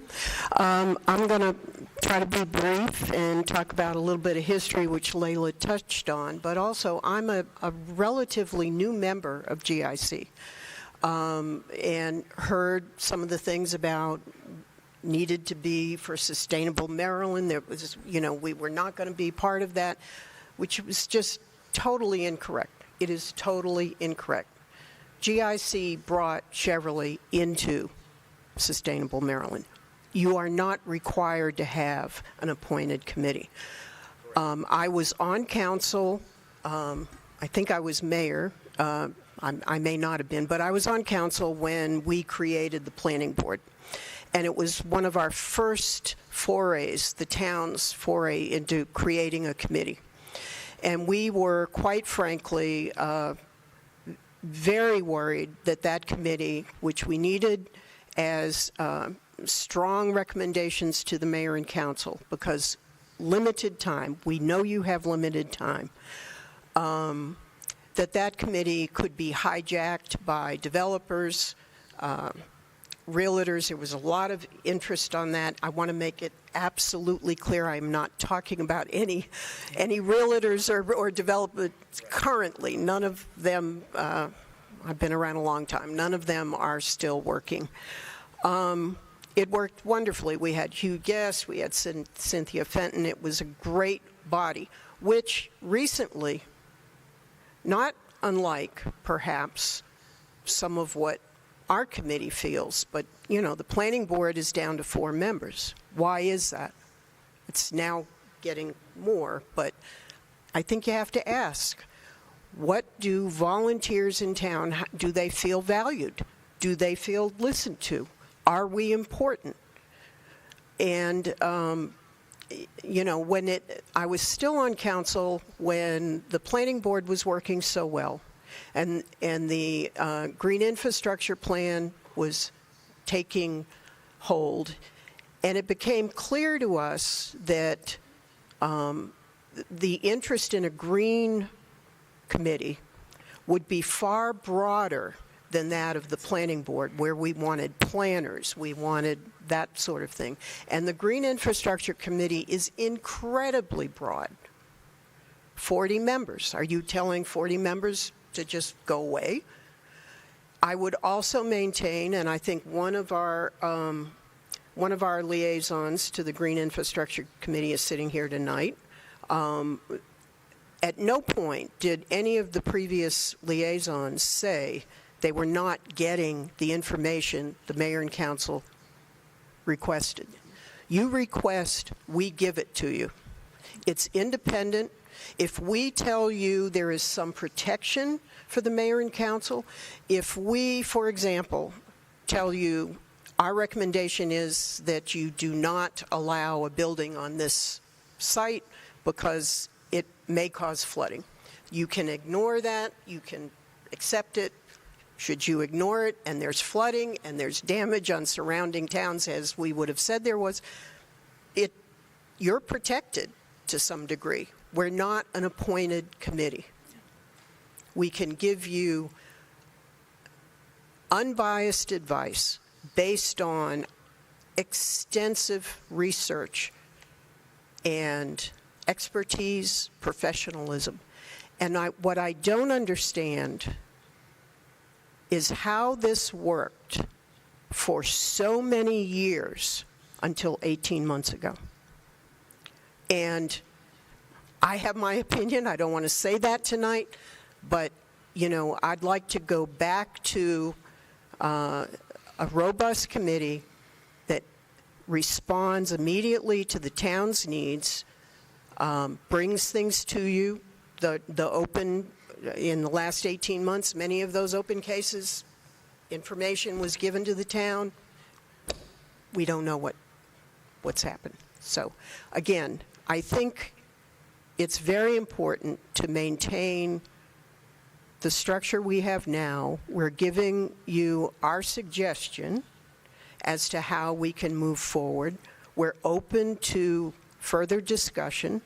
We know this is not up for a vote tonight. It's certainly a good opening step. I know Vince Ford is here, former member, council member Vince Ford was here. He was here back in the day with Hugh Guest and others, and the beginnings of the Green Team. The Green Team actually was working before it was officially a resolution. It was working. Mr. Price's wife was part of the... Yes. So I want to go, thank you for that. So, okay, thank you. Mr. Price is going to be first up when we go to the residents, but I want to go to Vice Mayor Briner now and then check back with the council before we go to Mr. Price as the first resident. Vice Mayor. Thank you, Mayor. I just wanted to touch on something because I know what has been said is that we're not sure what happened 18 months, 2 years ago to change this relationship. And I think what happened is that we had a great relationship, and then all of a sudden the mayor was making requests of the Green Infrastructure Committee, and they were not being responded to. I think you say you request, we give it to you, but there were requests that the mayor at the time was making that were unheard. I don't want to relitigate all of that, but I think we all know that the reason that we created more guidelines around what is an advisory committee and what is a town organization was to address that issue and that concern. I don't think that the advisory committee policy is that onerous. I think actually there would need to be just a few changes to the Green Infrastructure Committee in order for them to work with that document. I think even what we're seeing tonight, where the mayor says, here is what I think and here's what I'd like to see, and the respondents say, well, actually, no, that's not what you want. Actually, you want this other thing. That's not what you're saying. There's different definitions of the words you're using. Like, I am not seeing any willingness to concede on any of this, and that is my concern, and I just did not want to not say that. Thank you, Councilmember Briner. You make reference to the previous mayor bringing requests to the Cheverly Green Infrastructure Committee. I think it's important to note that the only request that was brought to the Cheverly Green Infrastructure Committee that the Cheverly Green Infrastructure Committee did not fulfill was something that was run by the Cheverly Planning Board. The Green Infrastructure Committee had not participated in the previous rendition of that effort, and in fact, even more than the Planning Board, there was an individual resident who was a business owner who took that in hand.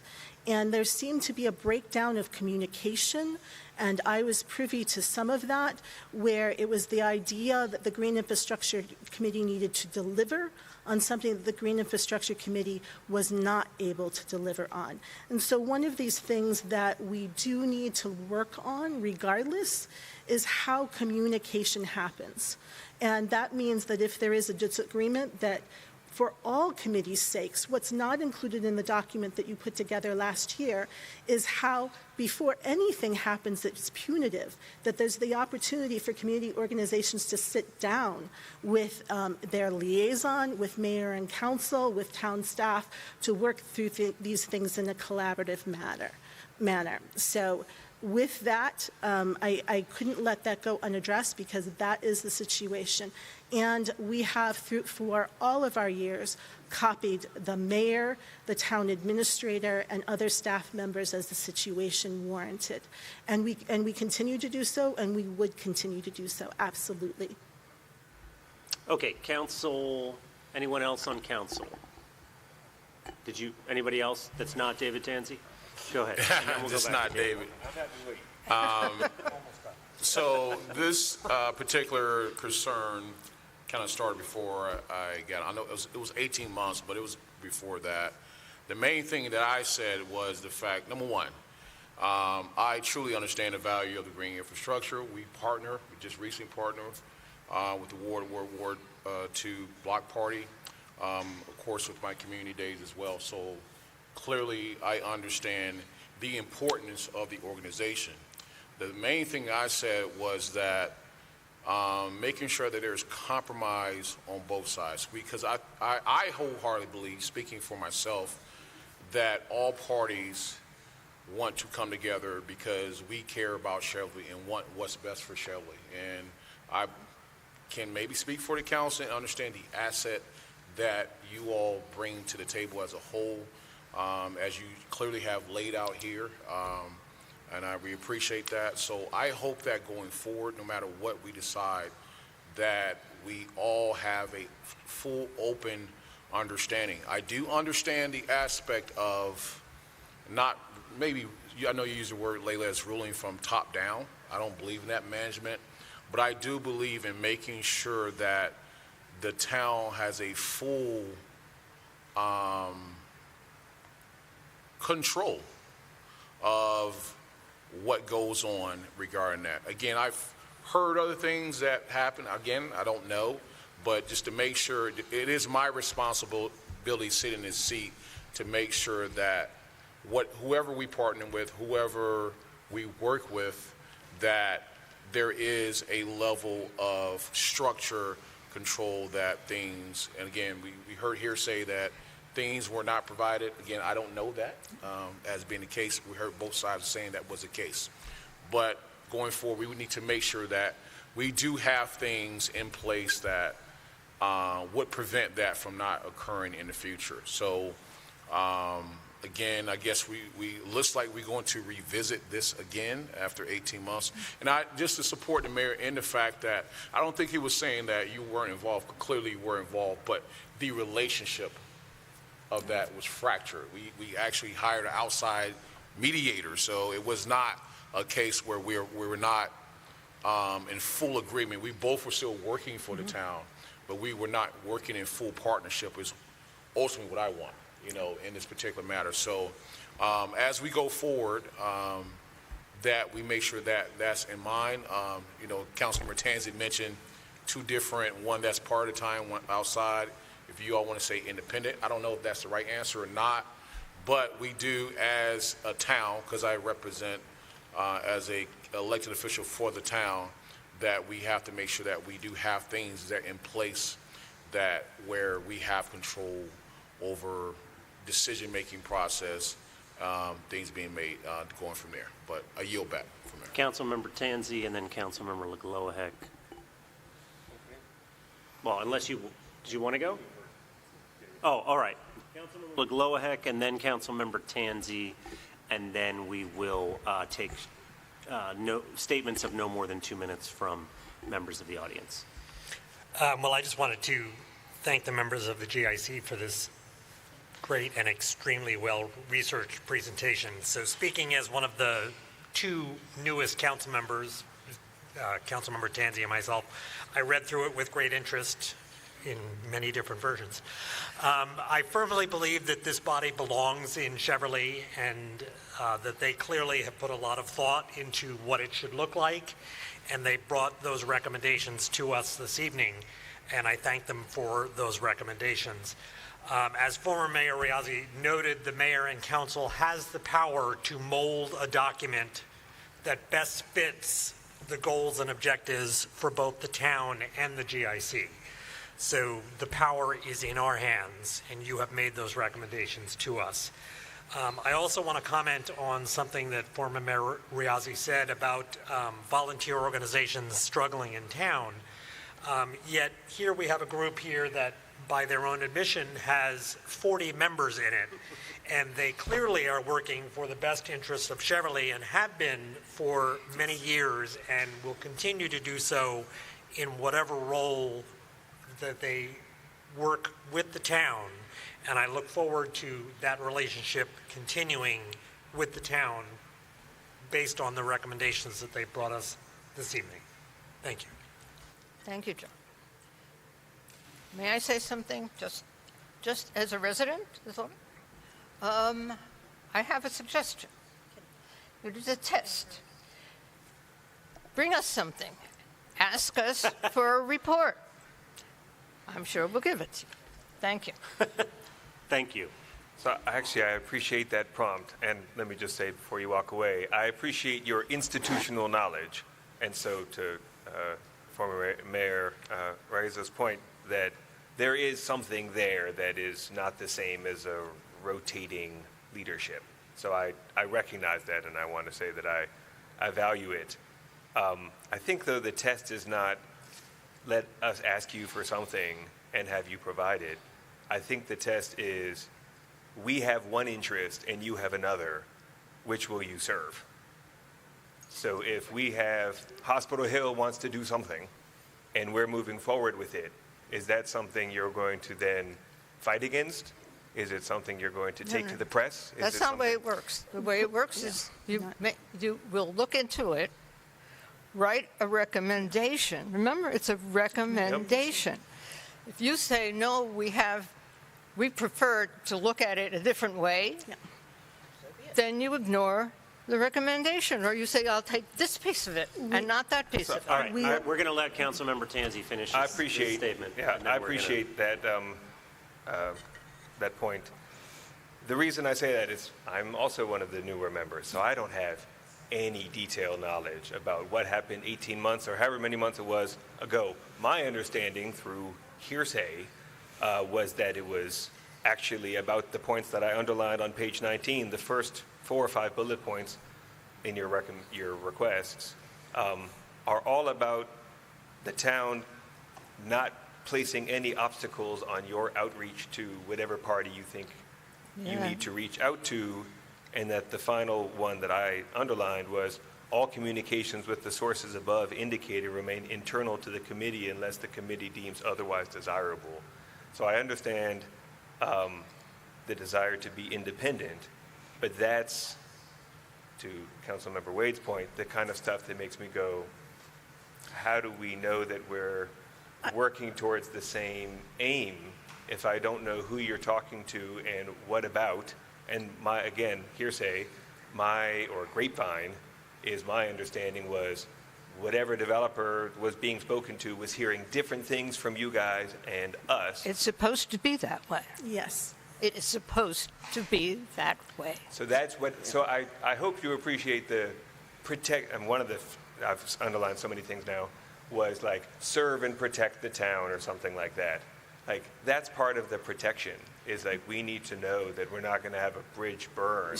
Sheila, please so allow me to explain. That's the tension, and I think Vice Mayor Briner spoke to this some, that there needs to be a mutually agreed upon understanding about how this relationship works, and then methods to make sure that that is productive. So, Councilmember Tanzi, that is something to work out in an MOU. And what you're reading there in this, there are different needs from the town versus from a body that's doing research and investigation. So the town may have a position that, in fact, let's take the pedestrian path through Kilmer Street Park and Arboretum. You know, the town or the mayor at the time or the town administrator at the time could have had a perspective of, we're not going to talk about that from a town perspective. This independent research body doesn't take a position on that path, but makes sure that everything is known about that there is an opportunity exists for that path.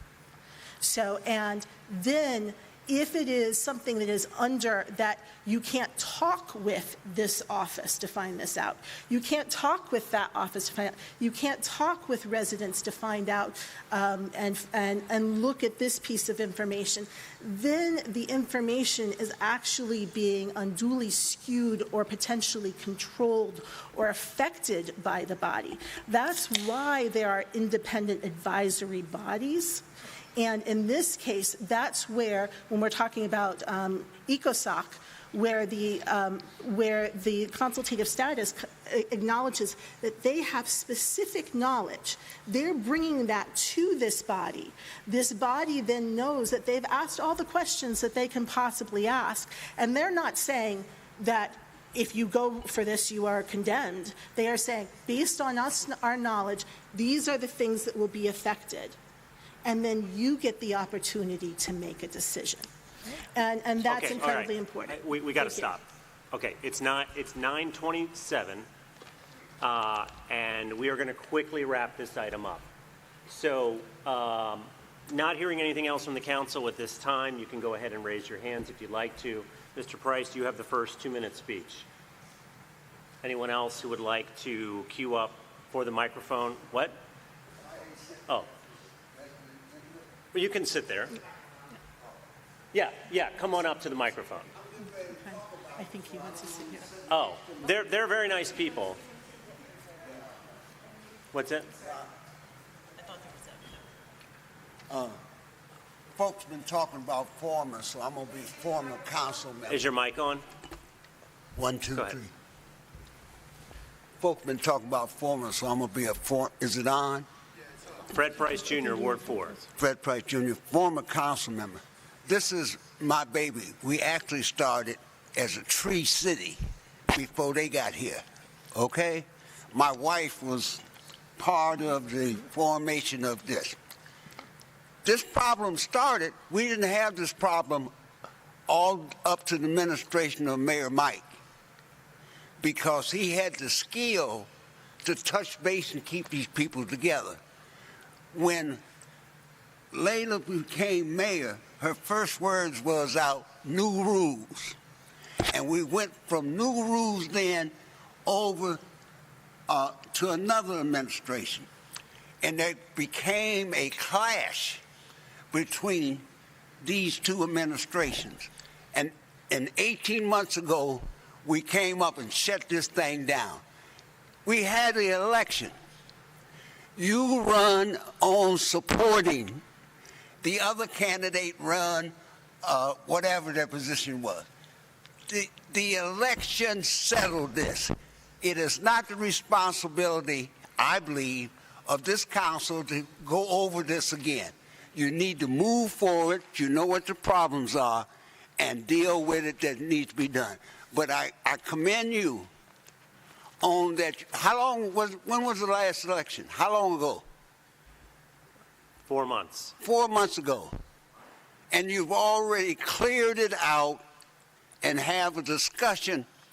The last 2 items on this thing, it says community recommend, page 19, the last 2 items. The committee recommends establishment of a process. And the committee recommends acknowledgement of harm done to others. I don't think this body has done any harm.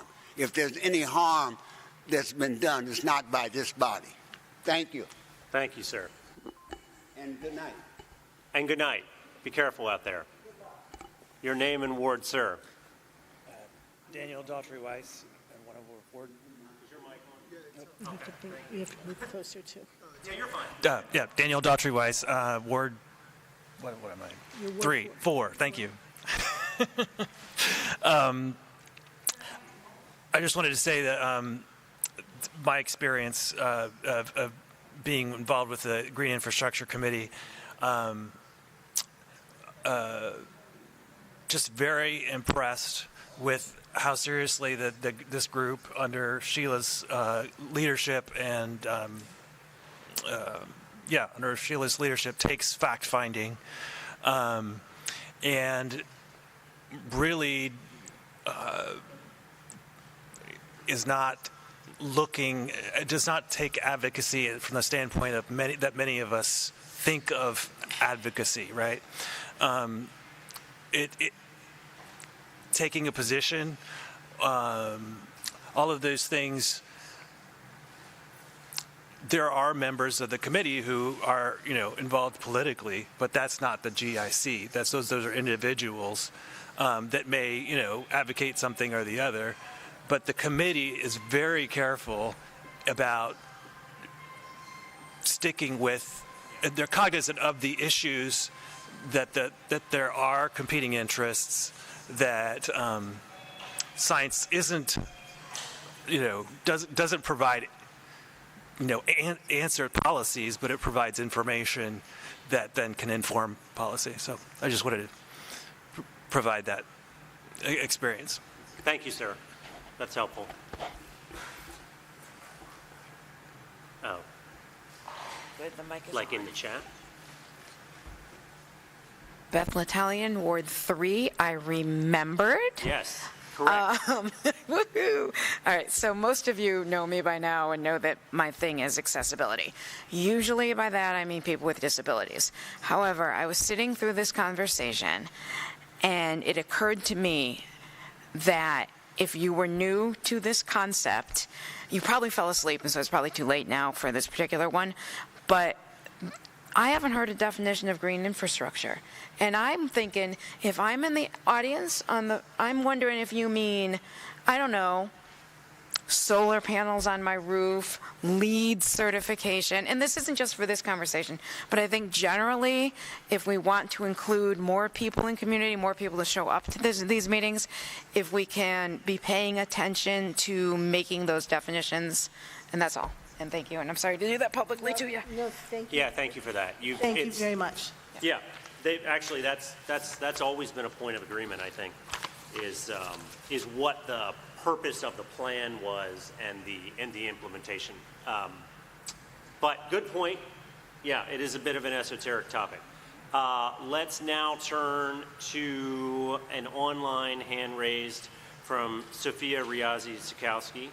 Are you able to speak? Hello, yes, can you hear me? Yes, go ahead. Hi there. I'm coming to you from the Scripps Institution of Oceanography, where I'm starting my PhD program in marine chemistry. And so I am very glad the Zoom option is available to be able to stay in touch with my community. I would like to say that when it comes to the Green Infrastructure Committee, what I have seen as being successful growing up has been the ability for this community, volunteer-based, expertise-based organization to advise the town and advise residents without being under the control of any one town agenda, because that allows for this independent review, this critical analysis of the community at any given time, regardless of political stance, regardless of shifts in administration. And this is a type of checks and balances that are so important in our democracy today, and that democracy extends down towards this local level. We as a community have the power to bring the collaboration, cooperation, and listening skills that a lot of times we seem to be lacking more and more today. And we have the power to put that into place. And I think that the Green Infrastructure Committee has, for years, been instrumental in bringing that ethic to the town, while also bringing awareness and resources to help with the health of our community members and the capacity building for sustainability in our community, making us like one of the leaders in the state. And I think that's amazing, and I think that going forward, the town should continue to appreciate that, because that's something that not everybody has. And we're very lucky to have that. So I would like to thank my elders and my community members who have been part of this for a long time, and I hope that you will consider this as something lucky for you to have. Thank you. All right, let me turn my own speaker down. Thank you for those comments. I don't see anyone else online, and no one else is queued up here in the gym. If you do if anyone wants to make comments of 2 minutes or less, please make your way now to the microphone. I will simply say, moving forward, we're going to have to do something. I mean, I hate to say the sky's blue, but I don't think that we can pretend that the 2011 resolution is still 100% in place and nothing happened and we don't need to do anything. If you disagree, let me know, Council, but it seems to me we need to do something. We have a couple options. We could adopt something like the draft resolution that's in the appendix. In my opinion, that would require us going back to the organization's document and creating a third category. We could create some other resolution that created some currently non-existent body, some new body that was a green whatever, modeled after the planning board. We could try some kind of hybrid that somehow designated the officers of the GIC who are internally chosen by the GIC as some sort of executive team that had some sort of official town designation. We could simply vote to reaffirm the 2011 resolution. That's probably the least amount of work. But I think at least that minimal level of work needs to be done. That's my view of it. If there are no council comments, I think we probably should form some kind of work group to work on this and get something done and in front of the council and voted on by the winter, so that we don't continue to not have a designation and continue to have the GIC doing all this work on the side and providing the information, but in a clouded or just unclear relationship to the town. Are there any other comments, disputes, corrections from council? Mayor Watson, I would like to request that committee members be part of this working group. Does anyone hate the work group idea? I mean, otherwise I'm going to do it by myself, and it's going to be whatever uncreative idea I have. Vice Mayor, your hand is up. I think we need to be clear about what is the distinction between this work group and the year plus that we spent trying to do mediation that did not result in anything fruitful. So how will this be different? We tried to do smaller working groups as part of that process. Yeah. It feels like we are getting into a cycle where we're just going to keep doing this over and over again and not come to any resolution is my concern. Yeah, thank you for that. I think that's a valid concern, and I think we need to have a resolution. I think maybe literally and figuratively. I think it is not mediation. It is a work group, not dissimilar to the policies group that I think maybe you're not the chair, vice mayor, but the vice mayor is the ringleader of. It would, in my mind, include some GIC members, but we are not going to talk in circles. We are going to get something down on paper that the council votes on, even if, as I say, it is, hey, we still believe in 2011. Okay, but it's going to be something, maybe that's just even a motion, but we're going to vote on something, and then that's going to be the end of this adventure. And I would like to do that by the winter. I don't, that doesn't answer all your questions, but that's where my head is. I'm happy to participate or not participate. And again, I would invite, a non-quorum composition of the council to join this effort. So I can take the lead to be back in touch on that and pull this together. Council, any final comments? Sir, did you have a comment as a council member?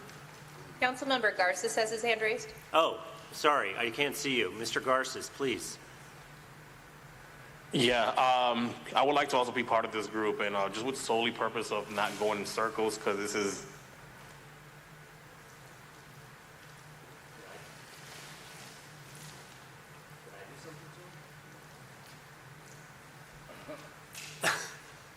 All right, we are going to add Councilmember Garces to this work group. I don't see him online, and it might be my fault, so please rejoin if you're able. Okay, go ahead. Sorry, I got bumped out of it. Might be me. I apologize. Go ahead. Yeah, I just want to say that I would like to be part of this work group with the solely purpose of not going in circles, because no disrespect to no one, but this is getting very old, very quick. A resolution does need to come up. I believe sooner than later. So I would like to be part of this work group as well. I am writing your name down. Thank you for volunteering. Councilmember Tanzi. Please get my name on the list as well, though I understand there are a limited number of slots. The only real thing I would add now is I want to make sure in the end we resolve this issue with the Green Infrastructure Committee, but the beginning is a broader conversation about what the town needs. Right. And then we solve that problem with a clear understanding of what the role of the Green Infrastructure Committee is. Yeah, thank you for that. And I'll just end this item back where I started, which is that there is some kind of special sauce that we don't want to disturb. That's the word. There's some kind of special sauce here that's not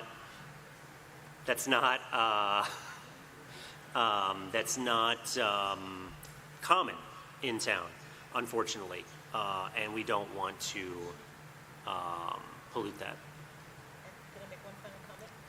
You can make a 60-second comment. All I wanted to say was just thank you, everyone, for your time. I want to recognize that there's some hard feelings, and what I think is different now is we don't want to go in circles. Let's be positive and say we're moving forward, and we're going to figure this out. That's all I want to say. Thank you. That was wonderful. Thank you. You're most welcome. Under 60 seconds, too. Yeah, no, you blew it away. All right. Mayor and Council, thank you. I know I spoke for a long time this evening, and I really appreciate watching those of you who were really listening. Thank you. Thank you. If you're looking for another. Oh, man. All right. Now I got to learn all your names. All right, we're going to move on to item 7, which is the planning board recommendations for questions that the planning board had asked that the town transmit to Home Team 5. Mr. Tanzi, do you want to lead on this? Yeah, and I'll keep it brief because it's a long meeting. So we had a whole bunch of planning board meetings talking about what we want to know about Hospital Hill and what sort of information we need to solicit directly. I shared that document, I believe, on September 10th. It's pretty substantial, and it's probably longer than what at least I would recommend we send to the Hospital Hill team or Cheverly Hill team, because I worry that we'll start getting cut and paste answers or generic answers. So I would ask that council members take a look at that document, and we try to highlight which parts we think we really don't know, and that won't be resolved through the regular process of going through permitting and things like that, and we can get that information elsewhere, and what do we really need to get from the developers. So I don't think we need to spend time right now going over those question by question, but I hope that in a future work session we can say, hey, let's do this before we show up, and try to come out saying here are 10 or 15 or some whatever we consider a reasonable number of questions to submit to the Cheverly Hill team. Yeah, and I don't, great. So I'll try, if council members have comments about this, please raise your hands. Could I ask maybe Vice Mayor Briner and Council Member Tanzi to work on this, and the rest of us will get you any comments we have, I don't know, by Monday? And then Mr. Galloway, if you can work with the two of them to get something to Home Team 5. Sure. If you need me to sign it, I'm happy to sign it. Okay. But is that okay? All right. I see there are some comments about this. Yes. 2 minutes. Come up to the mic. All right. See if you can beat the previous record of 37 seconds.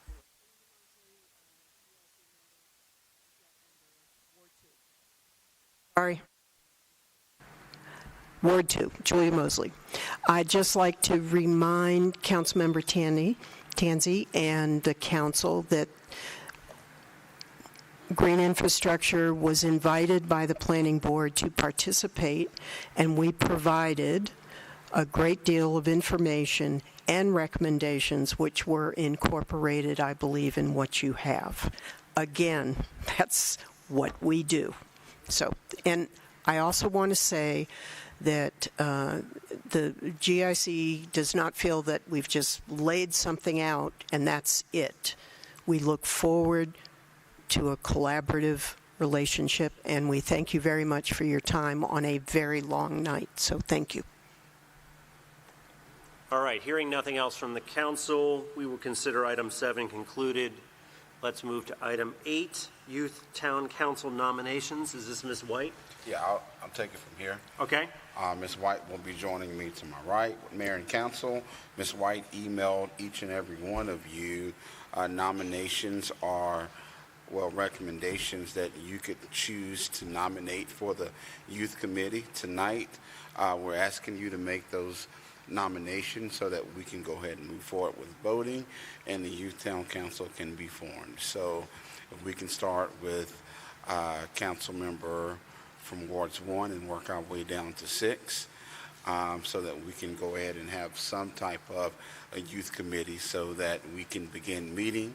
The first youth committee town meeting will be on Thursday, October the 2nd. So it's imperative that we go ahead and get these nominations. And I will say that Ms. White has done a phenomenal job with getting this together, being organized, but also one of her strengths is preparing today's students for tomorrow's leaders. And what better way to prepare them than getting them involved in your local government. So without further ado, Councilmember Wade, I think we'll start with you, and Mayor, if we can work our way up to Ward 6. Yes, I had the opportunity to review two request applications, and one was from the current Ms. Sophia Richards, who's now a senior at Elizabeth Seton High School, and the other one is Stephen Albert. He's an 11th grader at Eleanor Roosevelt High School. And to be fair, to allow someone an opportunity to join the youth council, I have selected Mr. Albert to take that, just a little bit about his interests, sports and recreation, education, STEM activities, politics, and government. He's interested in joining because of helping out his community. He's an Eagle Scout in the Cheverly Troop 257, and he volunteers for Cheverly Village as well. So first, I'd like to thank Ms. Richards for her amazing work she did, and look forward to Mr. Albert joining the Youth Council as well. I yield back.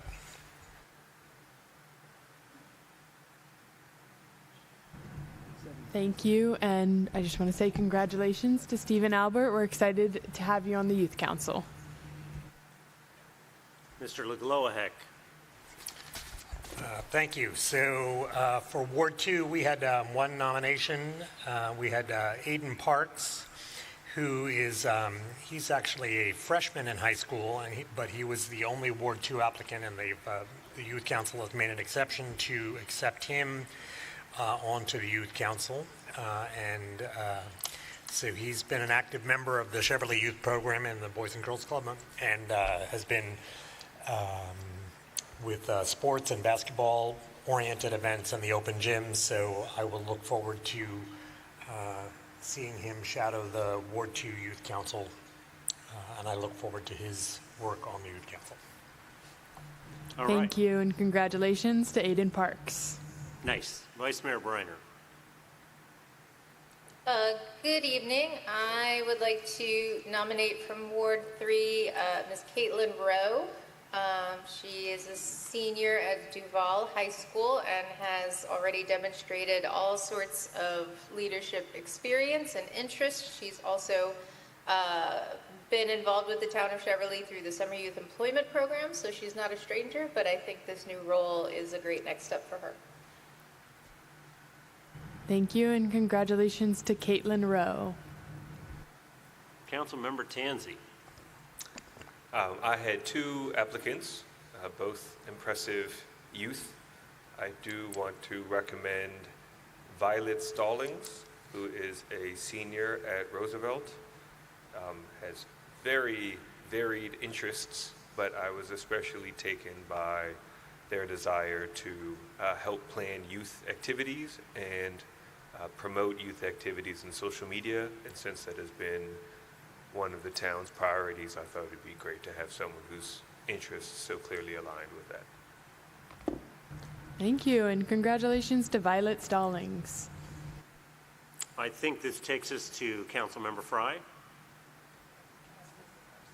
Does he have one? Councilmember Garces, do you have a nominee?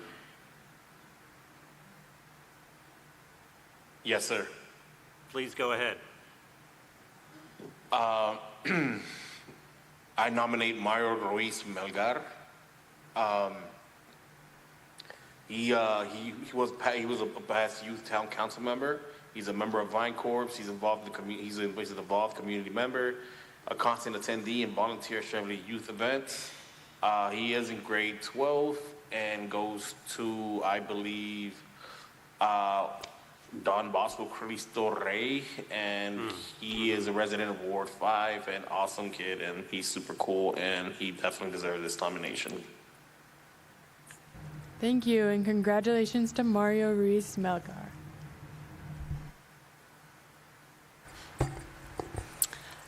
I actually don't have a nominee tonight. As you all know, I was out of the country for several weeks, so I appreciate the extension for that, and I do have several people in mind that I will be probing as well for that.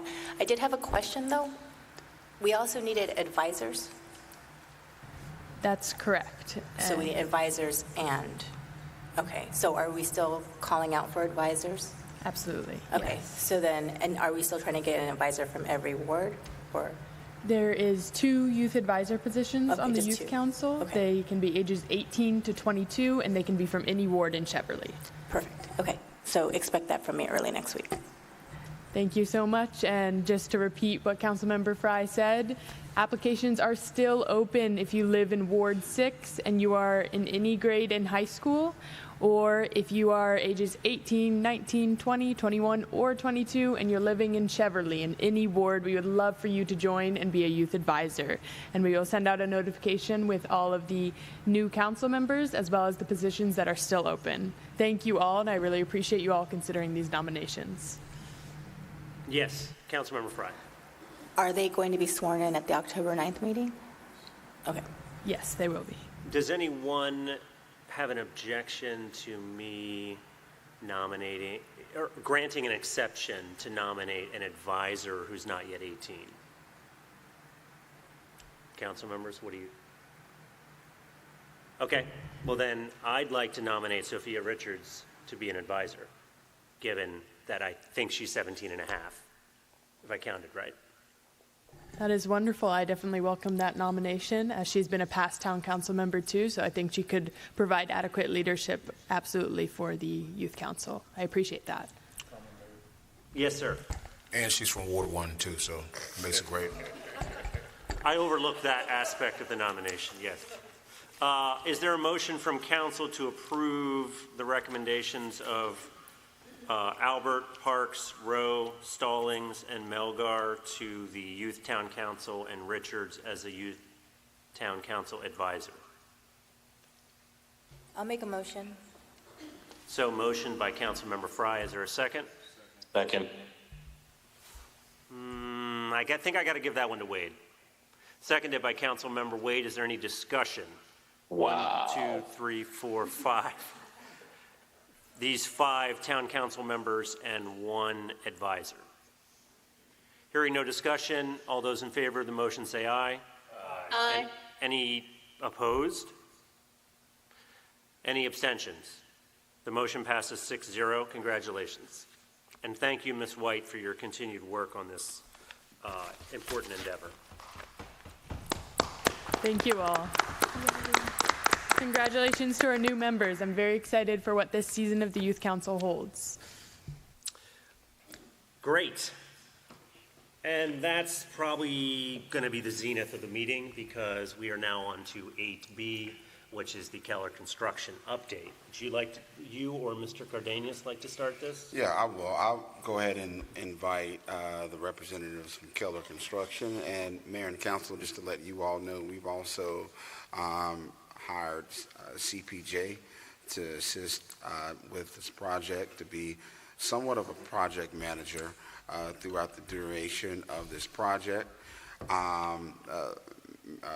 Kelly tonight is going to give you somewhat of a timeline of, where we are right now, how we got here to where we are, and what their plan is on moving forward. And I'll be as brief and turn it over to Kelly. Please introduce yourselves and go ahead. Your green light needs to be on. Well, good evening, Mayor, Council. I'm Kelly Wallace. I'm the COO of Keller Construction. And I'm here to give you a briefing, I guess, on the project. Good evening, Robin Barnhart with Charles P. Johnson Associates. We're here to act on behalf of the town as a town engineer to help oversee the project. And thank you for joining us for the WSSC walk in your other hat as the engineer. Go ahead with the presentation then. Okay, we are closing in on the finish line. We've got a lot of work done in the last month, and I would say an incredible amount of work done in the last couple weeks. As I told the group earlier today, we are a day or two away from a written plan for finishing, and then that'll be presented to the team. It's not fully baked yet, but we are dangerously close to having an answer to the question when. Inside the building, call it the architectural finishes, are for the most part finished. There's a few odds and ends here that are getting cleaned up and touched up. I would say the major piece of work is about a week's worth of work. Second floor, there was a wood ceiling, part of a dais section. That's about the biggest piece of architectural that we've got. A lot of punch lists going on, which is just leftover stuff at the end, touch-up paint, tightening doors, that sort of thing. So that's happening all over. A lot of outside work was done in the last week or two, including sod. Makes it look a lot more finished when you cover the dirt with grass. We just recently got permission to take the silt fence down in a big component of the project, which again helps make the outside look a little better. As far as testing and so forth, we are probably a couple of weeks away from getting water to a point where now we can finish the major components to the building and start putting all the pieces together, which is really the key to starting our finals. And the finals are plumbing, electrical, fire protection, and building. They're all related to each other in a certain sequence. For instance, elevator needs fire alarm for its test because fire alarm has a recall function. And so when the fire alarm trips, the elevator comes down and everything is shut off. So there's some integration and some coordination that occurs once everybody's ready and the plumber needs water to be ready. We are days away, if not a couple of days away, from getting permission from WSSC to actually connect the water line. I would say next week you'll see some action on getting approvals from WSSC. So we've gone back and forth with two comment sections with WSSC, and this last one was fairly minor, so we think it's going to pass pretty quickly. That's kind of where we are with status. Okay, is the building secure? I mean, like the envelope is locked? Yes. Okay. And we still have a temporary fence around the property as well that we've got a gate and a lock, and Okay. So the pedestrians can't just wander in. Okay, when can pedestrians walk up to the building? I know it's a little bit of a strange question, but like, when is the fence going away? The fence goes away when we get permission to occupy the building. So you can't take the use fence and down occupancy. if you don't have a UNO? Correct. Okay. And by Friday, wait, tomorrow's Friday. In the next couple of days, you'll know when you're going to get the UNO? We will have a plan to get the UNO. There's a few inspections agencies, a few review procedures that I can't guarantee. I've put a few days in here and there as I was advised, but it's not many. It's not a big component of the timeline.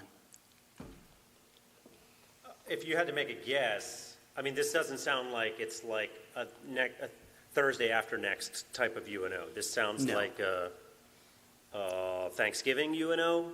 I wouldn't say it's that late. The amount of work is we get the water next week, permission to do the water. We've got 2 to 3 weeks of work to do after bolting things together, mounting equipment, some pre-testing that has to occur, flushing the lines, that sort of thing, some integration that has to happen. So that's physical work after the water. And then it's the series of tests that has to occur after that. And so that whole timeline is somewhere between, call it 2 to 3 months. Thanksgiving is 2 months away. Okay, maybe I didn't do the math right. So that's that's why I asked the question. Like, not because I'm obsessed with turkeys, but like, or is it Thanksgiving? Is it Christmas? It sounds like you're saying like not before Thanksgiving. Well, I don't know precisely yet. Like we talked about earlier today, I need a day or two more to get a little closer to an actual answer as opposed to a broad guess. And right now I can only do a broad guess, but in a couple of days I'll be able to give the team a little more precise answer. But the broad guess is probably December. No, it's not that late. Okay, I'm just going to point out again that December is 9 weeks away. I mean, we can all agree on that, right? Please tell me no one here doesn't believe that December is 9 weeks away. Okay. I'll have a more precise answer in a couple days. All right. Explain to me how the fence works Because I'm thinking about resident disruptions, right? So Cheverly Day is 8 days away. So I need to understand, okay, Public Works can't move in until we have a UNO. Okay, but like for the public, they can't go in the building, great, okay. But tell me about the site and the entire property over the next 9 weeks, let's say. Like, when does stuff start coming down and stuff start getting back to normal? Like, does it start with the UNO and then you can start taking stuff down? Or that's what I mean, I don't know if it's just you or it's Mr. Cardenas and you, but like, what is the sequence of this 3-year construction project site, like being de-sitified and becoming a normal town thing again? Sure. The fence. Well, Amy, did you have, go ahead. Am I asking the wrong question? No, I don't think you're asking the wrong question. I think I'm trying to catch up, and I guess I'm confused a little bit, so maybe some clarity. We're waiting for a UNO. What is that contingent upon?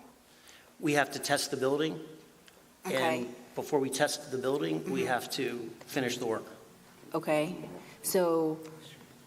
Use and occupancy is what a UNO is. And Yes. It's basically all of the departments, primarily building construction and fire department, fire marshal, saying that the building is safe to use for its intended purpose. So if it's an But office there's a building, delay in some of the things being installed so that we can't even do any of those testings yet. And those delays are based upon what? lots of different things. Okay, could you give me a few examples? I'm not prepared tonight to go over a 3-year series of delays and. Well, I didn't know that we were 3 years. I thought we were pretty on target. The mayor mentioned 3 years. I'm just chiming along. Okay. However long the project's lasted, there's been a lot of questions, a lot of answers, a lot of issues on both sides of the fence. And we are here today. My mission is to move forward and get the building finished as Which is great. quickly as possible. That's what we contracted you for, so awesome. Yeah. And so, my focus is right now and going to be in the very near future, finishing the building. That's what I'm focused on. I need to get things organized. I need to get tests done. I need to get work finished. And that's what we're doing. Okay, and is that contingent upon working with any of the other agencies or departments or utilities or anything like that?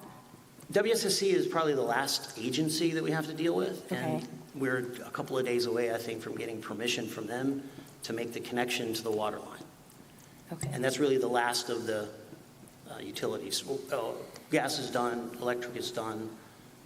Was there WSSC delays does with- plumbing is was there delays water with- and sewer.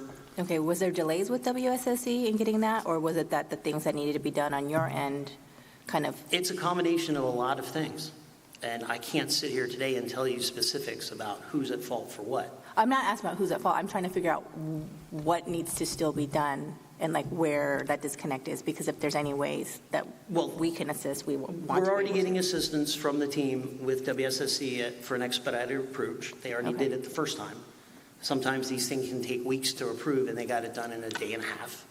Okay. Which is good. And they've got a commitment to do the same thing when they get a second round of comments back, which we're working on now. We got those 2 days ago, the 23rd. Okay, and then the next step? And the next step after that is hopefully they see that these comments were minor enough that we addressed them properly, and we get permission, we get approval to make the connection. Okay. And the connection is literally not even as big as this table. It's this short. It's a couple of feet.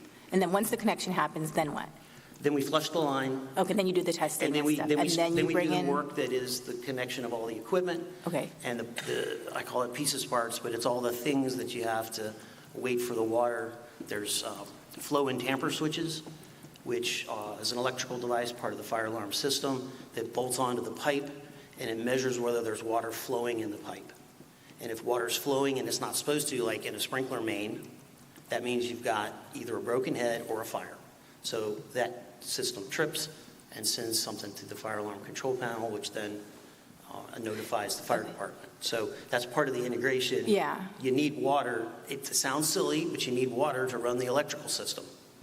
No, that makes sense. So like if everything went smoothly, let's say like you're ready to do the testing, you do the testing, it's all working the way it's supposed to, you don't have to go back and fix something, try to refix it and all that. What is the shortest timeline we could potentially be looking at? That's what I'm working on to give to the team in a day or two. Okay. I can't answer tonight, but I should be able to answer tomorrow or Monday. Okay. I'm just curious, is this news that we're this far behind? 9 weeks is new to me. I'll get there in a second. Okay. Sorry. I'm just trying to catch up. I've been gone, so, just making sure. Yeah, thank you. Okay, let's go to Councilmember Wade, and then we'll come back to, go ahead. Got Mr. Watson, right? Mr. Wallace. Wallace. All right. Thanks for coming. You're COO, right? Yes. COO? Okay.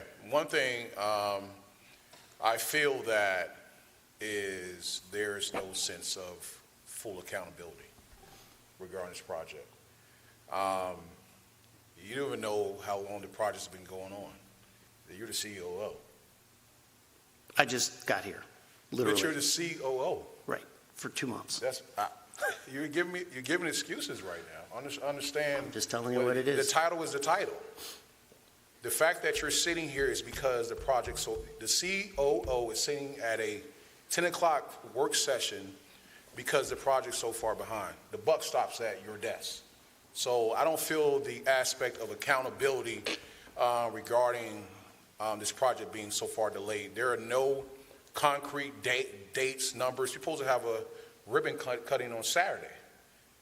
This was planned out a long time ago. So the buck does stop at your desk, or if you don't know, the president needs to come out here and speak regarding as well. Second aspect is Cheverly is a very small town, and we encompass each other in many ways. So unfortunately, last Saturday, I coached soccer, and we used those fields. And it was horrific.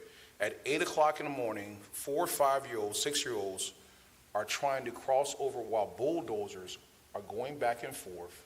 And there was no logistics or strategic plan for kids to go across into the field.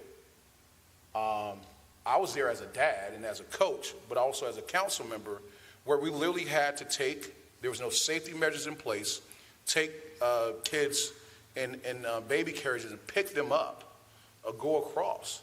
And thank you to our leadership here in the town coming, the fact that to make a path, I asked the individuals that represented you, the project manager, whoever it was, and they had no clue whatsoever. He literally told me, but not knowing I was a council member, that we shouldn't be on a field that we pay our tax dollars to use, because there was no logistics in place. So that's just a small, and it was over about 150 people on that field. And that's just a small microcosm of the fact of how unfortunate and mismanaged this project has been. You all need to revisit and to understand and have a level of accountability when you come to present and have the facts in order. Every single question that was asked here, all I heard was just pushing it back. We went from November now to December. So it feels to me that no research, even in the fact where we are now, you didn't do any research before you came here to provide any answers. The other aspect is just a general question. So we're hiring other agency, I'm sorry, the title. Charles P. Johnson. Yes, I've heard of you before, but you hire them to manage them, is that correct? Correct. CPJ's been under contract with us for many different things for right, a long but time. Not for this though, right? I don't believe, okay. Well, you know. So I want to address that. Well, the question is the fact that are they covering any of this because of the fact that they have been pushed that back? And if, okay, yeah, is that the fact? This isn't the right forum to talk about change orders. No, it's the right forum. It's really not. All due respect, you owe not only this council, but more importantly, you owe the residents that have used their tax dollars to pay you all to get a project that should have been done a long time ago. So this is the perfect forum to discuss the aspect. And the fact of the matter is, you're not even saying, let me consider that. That's a valid point or any of the nature. I believe in business as a small business owner. The buck stops at your desk. No matter if you've been here 2 months. We had a town meeting a while ago. The last manager of the project said, I just got here in January. So it seems like Keller Construction has a mentality of not owning up to, because mistakes do happen, things happen, but owning up to that and saying, how can I resolve that going forward?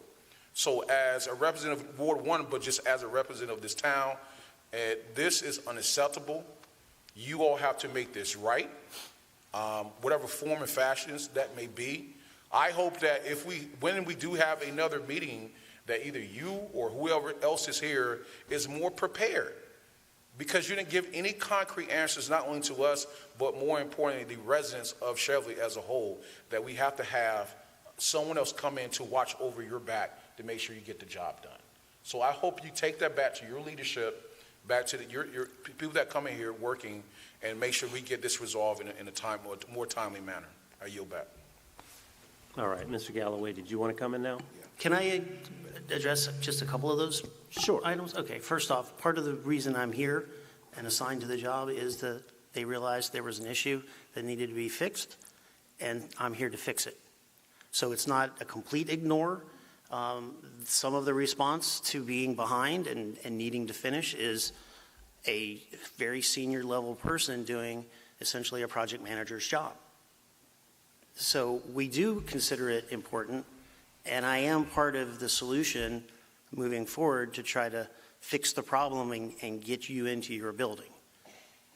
I'll respond by saying this. Your internal structure on how you get projects done, I'm not getting paid for, so that's your business. All I care about is the output.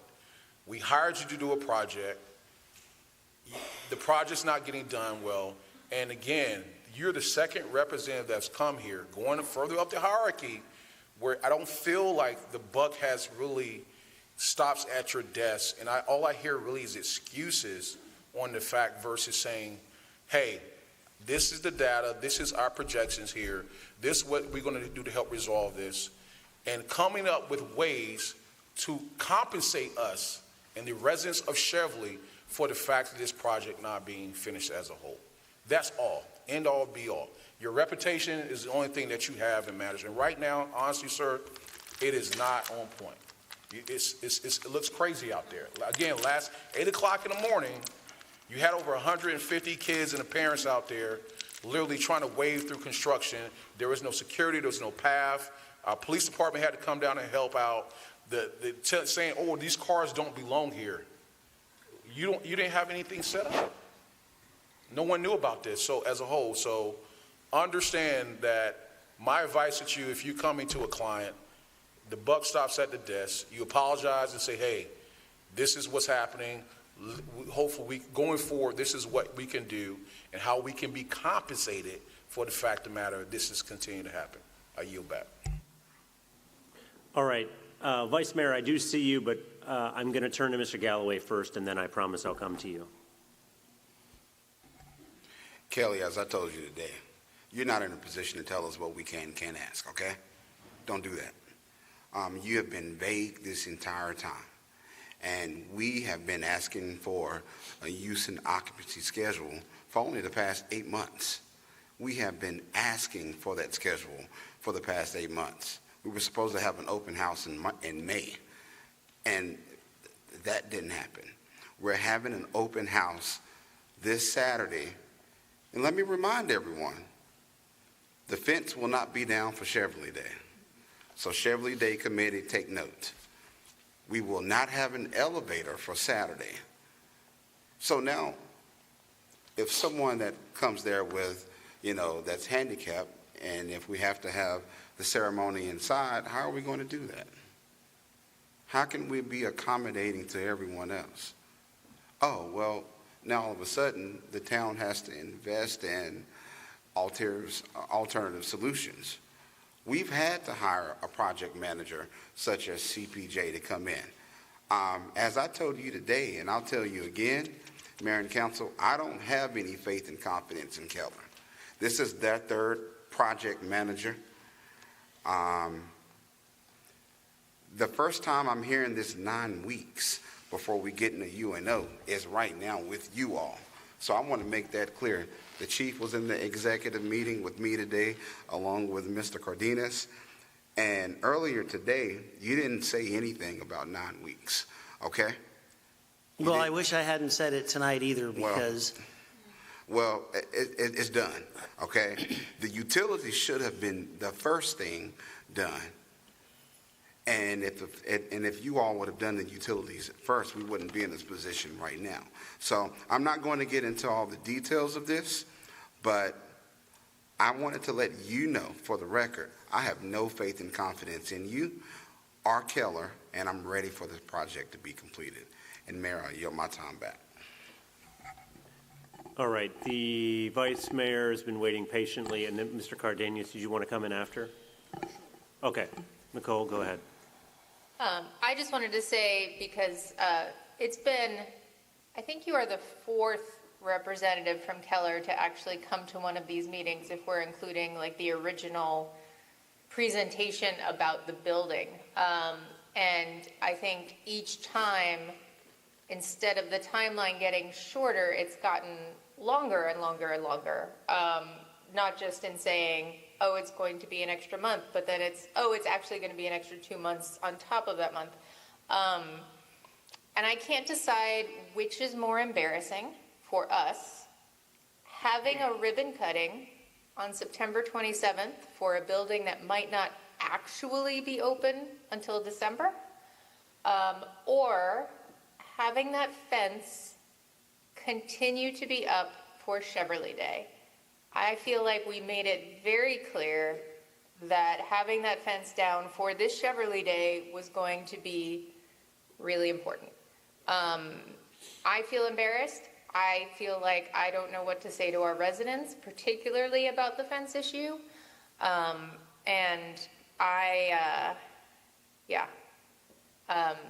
of these dates had been, we thought, very secure and based on what Keller was saying, and yeah. Councilmember Briner, if I can add, we were told that the fence would be down by Cheverly Day, by Keller.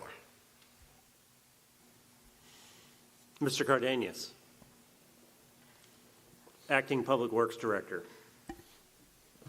Well, thank you, Mayor and Vice Mayor. I just wanted to add, well, actually, Mr. Galloway and Vice Mayor pretty much said my comments. I just want to say that we promised, because came from Keller, that the fence was going to be down by Cheverly Day. So now I feel in the responsibility that we promised the residents that these fences is going to be down. Now it won't be down. We're looking for solutions to see if we can make a pathway for residents to cross, because they're going to have to walk all the way around down the hill. So we are looking for solutions to make a pathway for people to walk there. Also, that we've been asking for these UNO for months, and every time we met with them, there's always a new date. The building is going to be open. Mr. Brayman has been asking for this. Every time we ask, there's a new manager, general manager, and every time we go back to them, they say they don't have any information because they knew. So how come they don't have any information when we already had 4 people coming and talking to us every time? Can they go back and get all this information? But they said they don't, because they knew. They need to have a record of what's going on. They make a lot of promise to us. Now they said, oh, I wasn't here, so I can't do this. I can do this. So there's a lot misinformation from them. And at this point, we really disappointed because we didn't hear anything about 8 weeks, 9 weeks. That's a lot. And so we just want answers. All right. Well, it is, thank you for that. It is 10:25, so council, we are approaching the 3-hour mark.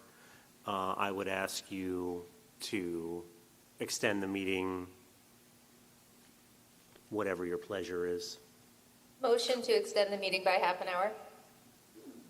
That is a bold first gamble. Briner is all in. Is there a second? We don't have to use the whole half hour. I will second. All right, I'm going to take the second from Councilmember Fry. Is there any discussion of the motion? All those in favor say aye. Aye. Any opposed? Any abstentions? The motion passes 6-0. The meeting is extended to 11 o'clock. Let us then talk about next steps or solutions or what we can do now. I said the words 9 weeks just because that's December 1st. Thanksgiving's roughly 8 weeks away. I was trying to frame it as far as the fall schedule.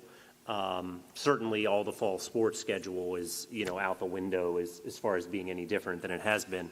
Cheverly Day's out the window as far as being different than what it is now. But we are a few weeks away, it seems. And so what, Mr.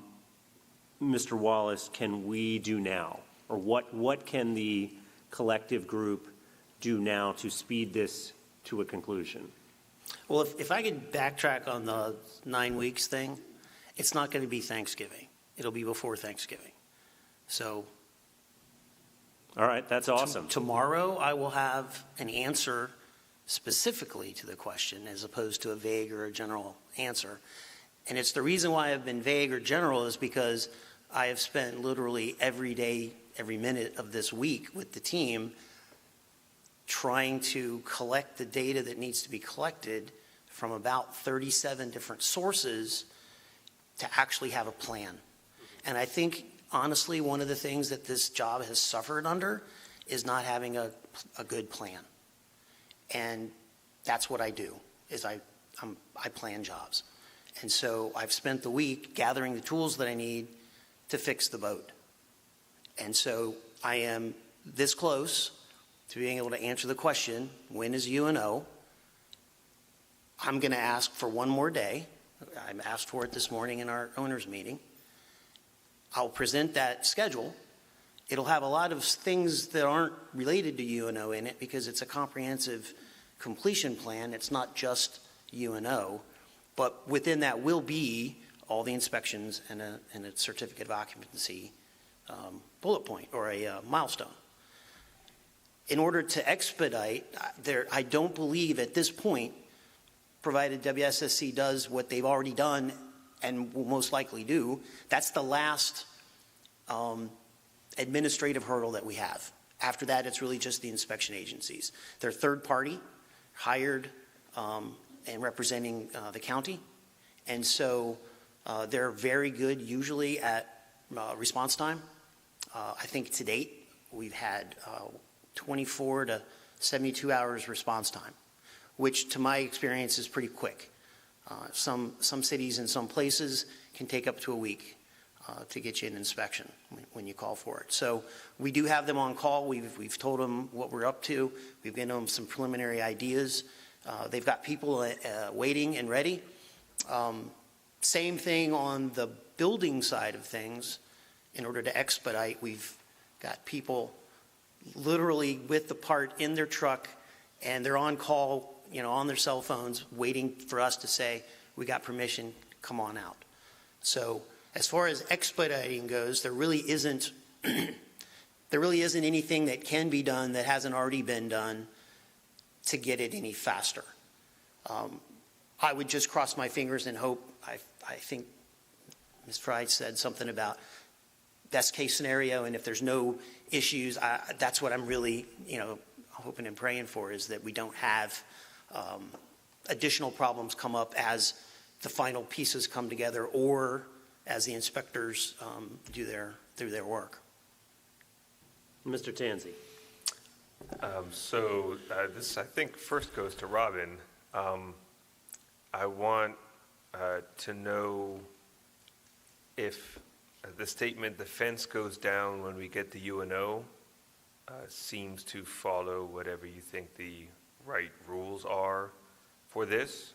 And then if, this is sort of to everybody, but you can answer it in the general sense, if the fence has to be exactly where it is until we get the UNO, or if that's the kind of thing we could be saying, hey, we were promised this is going to be gone October 4th. We need to have as much of our park back or whatever as we can get. That's why I said it would be broader, because I don't know, I'm not on the committee of what parts matter to us and what parts don't matter to us. But I'd like to know, is there any flexibility there, or is that fence in some clearly designated X number of feet from the building kind of location? Sure.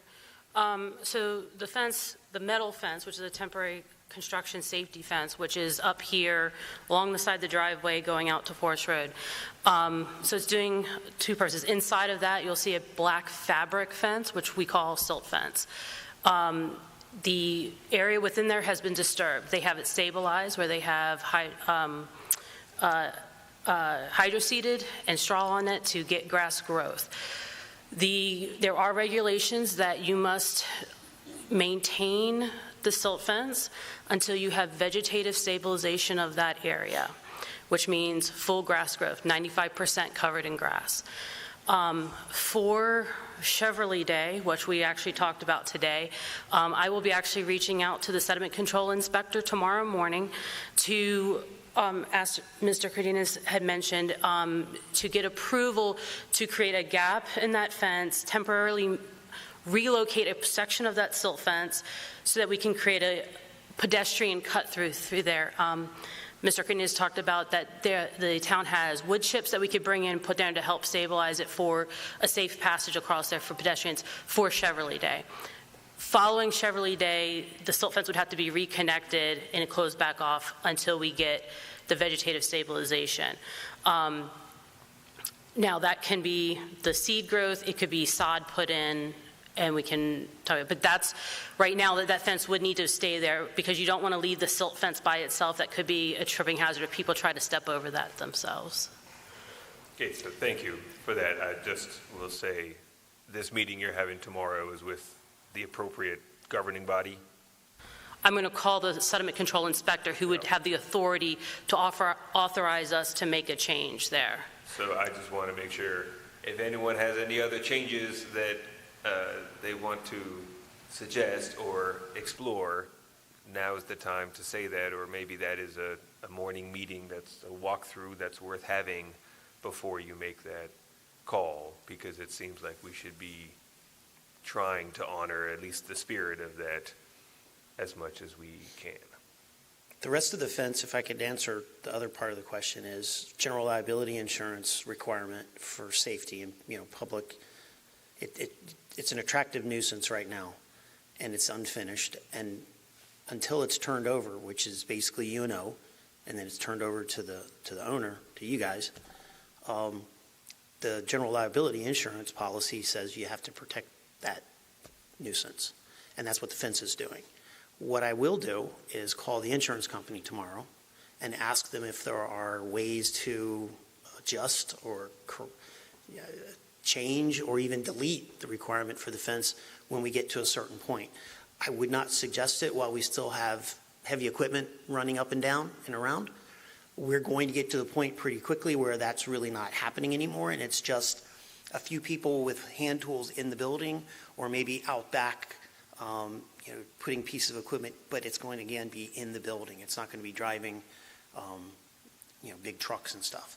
I think our next biggest operation is probably paving, and then the topping slab on the racetrack, which should be, the 9th and the 10th was the racetrack. We're trying to get the asphalt prior to that. So that should be the last of the big equipment outside, but I'll call the insurance company and see if there's a way we can work something out at some point and let them tell me what the possibilities are. Yeah, please do, and that's some of what I meant of, does it have to be exactly where it is? Because if you can give them an update and say, hey, the building is fully constructed, what we're doing now is X, Y, Z, can we move it back so that it is protecting where the heavy equipment is, but that gives more people access to more space? Like, I don't want to make that many proposals because I don't know exactly what space we need. But the question is, since it's no longer, I know it's technically an active site, but it's no longer a fully in construction zone, can we contain it more so that the residents can enjoy more of the park? Yeah, the biggest problem with the park is that's not where we're driving trucks anymore. It's the grass and the sod that she spoke of earlier. Oh, unfortunately, which grass I'm very takes aware. a little while to sprout. All right, I think Councilmember Wade, you get the last word here. Yeah, I just want to make sure for the Saturdays, the soccer games, will there be any type of work being done on Saturdays during that time that we need to know about? We have asked for a park closure the 9th and the 10th when we do the heavy equipment and the paving. There's going to be another day prior to that. I think that's a Thursday and on a Friday, if I'm not mistaken, the 9th and the 10th. Okay, but no Saturday. The main thing is Saturdays. Right now, we don't have a Saturday plan to close the park. Okay. And just as an aside, I was told the park was supposed to be closed on the day that you are referencing, and it wasn't. So I don't know what the miscommunication was there, but my information is that it had been requested to be closed and was supposed to be. And as I told that individual then, we're not stopping town operations or activities to accommodate heavy machinery or work being done. As I've indicated before, you all have had the entire summer, you all had the spring, and you all had all those Saturdays to do work on the field when the field wasn't being occupied. So one of the busiest Saturdays of the year, you all chose to do work. All of a sudden, we will not be shutting down town activities to accommodate you all. We have provided a lot of accommodations, and we're not providing any more. Mr. LeGloahec, did you have anything? I was just going to say that I was speaking with the Cheverly Day Committee, and there is a walkthrough on the 29th.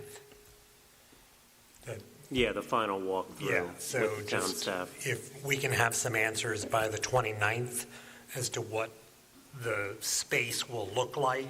I've actually invited them to that meeting as well so that they can be there to answer any questions that the Cheverly Day can have. Something from the insurance company by then. Okay.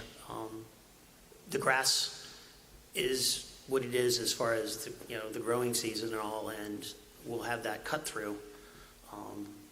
But as for the rest of it, I'll find out. Thank you. All right, so as we wrap this item up, are we having a phone call tomorrow at 4:30 so that we're 100% clear on when we're getting this plan? No, our next meeting is not until Tuesday. The meeting that we had, the second meeting that we had this week was today.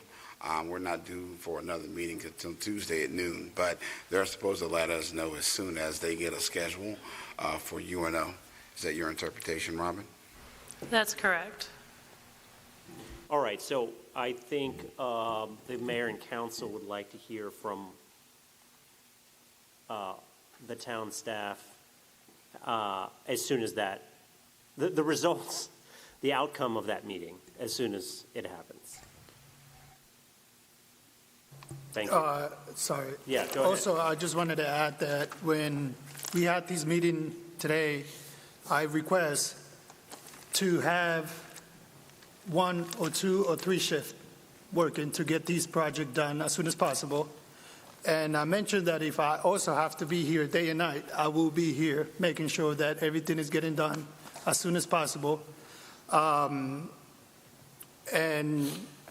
they told me that they were going to give me an answer by today, and it's almost 11.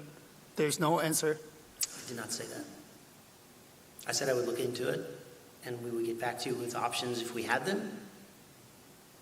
I mean, I did not say I would do anything today. There's options. You know you can do that. I need to check with the people, and I need to see the plan, and I need to investigate it a little bit. It's not something I can answer in a couple hours, and I did not say I would give you an answer today. Yeah, I mean, I guess the last thing I'll say is, it's clear that the company has put you in a terrible position, and so there's a little part of me that's empathetic to that. I think the failures are manifest on the company, and they have saddled you with that. That said, we need the company to spare no expense to get this project done as quickly as possible. The company has underperformed massively in the first, whatever it was, 24 months that they've been working, however many months it was. And we need them to spare no expense to get it across, to make up for that underperformance and get it done.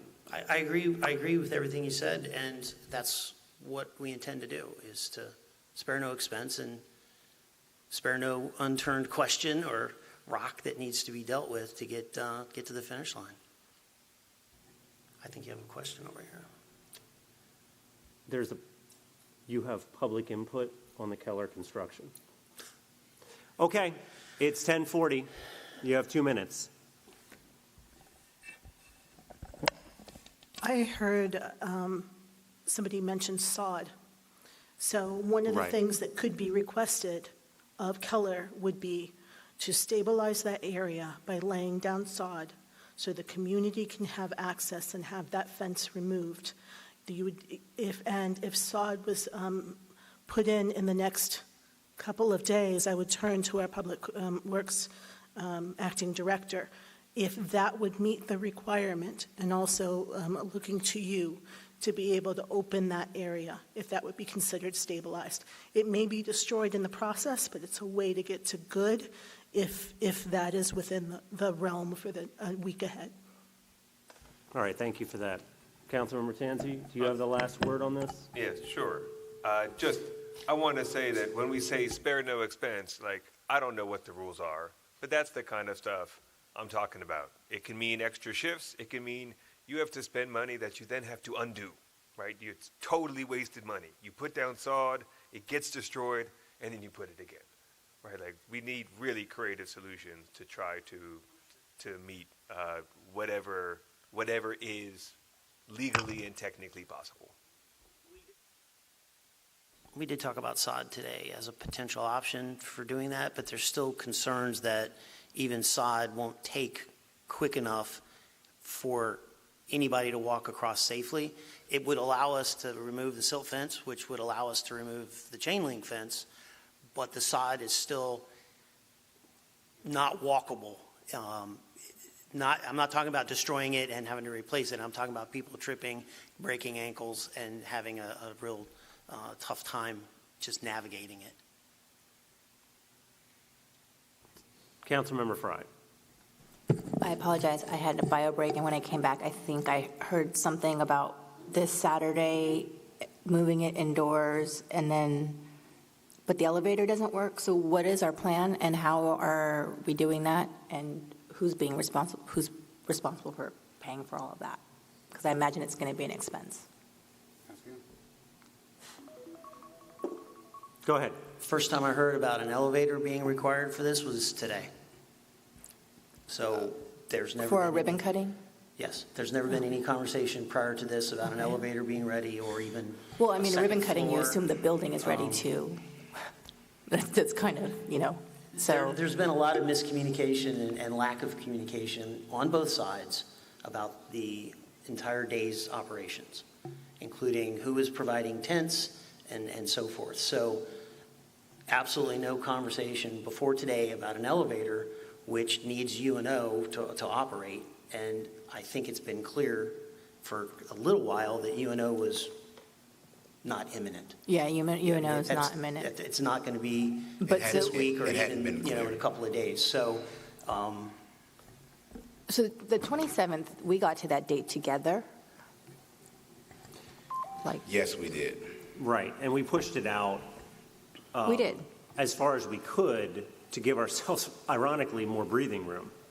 Like, we thought it was so far in the future, like, how could we not be ready? But with Keller, we picked this date together. We're ribbon cutting together. Correct. Some iteration of Keller agreed that it was a reasonable date.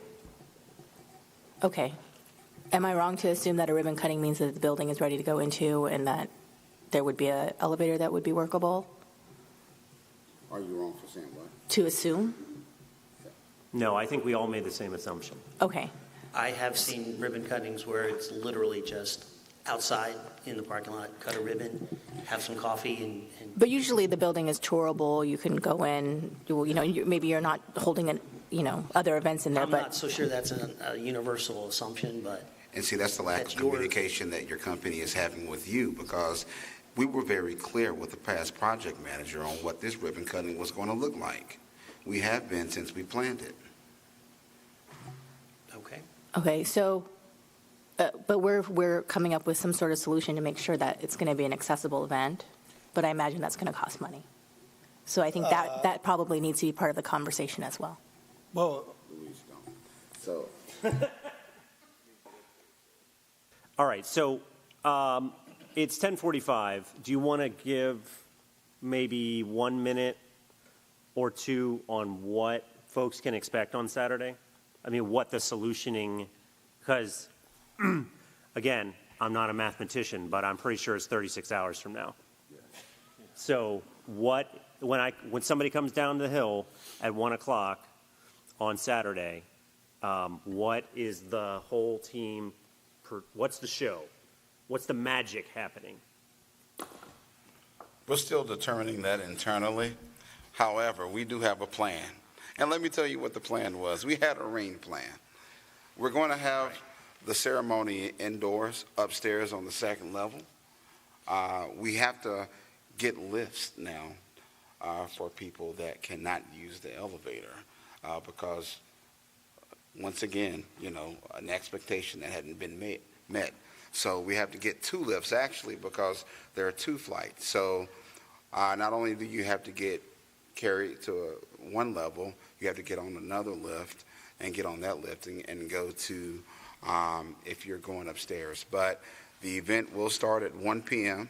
sharp, and we look forward to celebrating this building. Although it won't be opening, I don't see us getting into the building, or at least having our first town meeting in that building, until January. And I'm just being honest. Yeah, no, I appreciate that. Okay, well, please come down and you'll all be as surprised as I am with what happened Saturday. But we appreciate, Mr. Galloway, you and your team creatively solutioning the issues. And I mean, I hope it's accessible. I'm worried about the accessibility. I'll just say that, but I know you are too. Mr. Garces, perhaps you could have the last word on this topic. Now, honestly, I just want to say truly disappointed, but I guess everybody voiced that already, so let me just add it on to that. I do want to say, Luis, thank you for overseeing all this as well, and Mr. Galloway, thank you and your team as well. I guess pretty much just whatever you guys need, whatever support you guys need from Town Council and Mayor, please let us know. I know you guys definitely have our full support, and that goes to Luis and his team as well as you, Mr. Galloway. Yeah, thank you for that, council member. Okay, Mr. Galloway, do you want to, we got 14 minutes. Do you want to kick off your report, your update? Yeah, I'll kick it off real quick. And before I get started with that, I'll just let you all know whatever expense that we have for making it accessible, I'll pass it on to Keller. But just to let you all know, the WSSC walk-in meeting was a success last week. I do want to thank the general manager, Keisha Powell, for coming. We were able to look at projects in Ward 2, Ward 3, and I think around Ward 4. So just very appreciative of her coming down. We had a great time. Mayor, you were there. So I think that was definitely a good representation of what the town can do. As it relates to speed humps, Mayor and Council, following the directive from the last town council meeting, we were able to get the speed humps installed on 63rd Place. So confident now that we've provided a safer place for kids in the morning and kids in the, these are permanent ones. Yeah, so thanks to acting director for making that happen and pushing our contractors. Just to let you all know, for Cheverly Day, please plan to arrive by 5 p.m. if you're not here, just so that we can get on the stage, do the Employee of the Year, the Citizen of the Year award, that type of stuff. But to also let you all know that we're going to be hosting the pickleball tournament this year in the gym from 9 a.m. to 1 p.m., which is a change in activity that we've ever done followed by a 2 p.m. to 6 p.m. 3-on-3 basketball tournament. So, we're going to get multi-uses out of the gym this year, and I look forward to such an activity. Mayor and Council, just to let you all know that the Columbia Park Road, the red light camera, I've been working directly with PEPCO, and in fact, I've had a conversation today with our representative.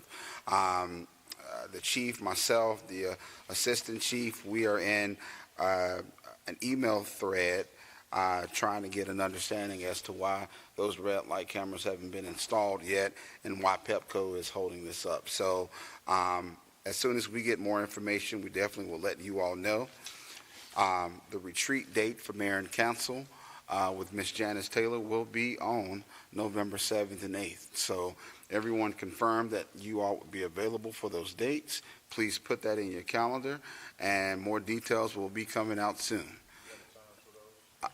Don't have them right now, but more details will be coming out soon. Okay? I would imagine that Friday would be in the evening, that Saturday would be somewhat of an all-day event. Okay? As it relates to State Street, the church update, the owners of the church on the State Street obtained a building permit on September the 16th. One of the DPI inspectors will be in touch with them to review the construction timeline and confirm any additional trade permits that may be required. Since the permit has been issued, the building can no longer be demolished unless the project is abandoned again. I have requested meetings with our county council member and at-large member so that we can meet with the DPI director to discuss this matter. And we do need to have a discussion about this as it relates to the zoning purposes of that building, but also just the current situation of it. That building has been deemed unsafe.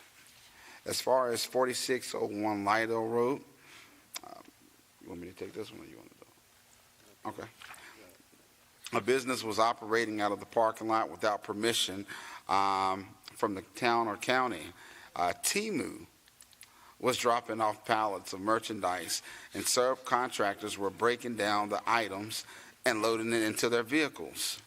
This raised concerns with our code compliance officer, who notified Deputy Chief Krause. They inspected the site yesterday, shut down the operation, and directed the operations to remove the trash left behind.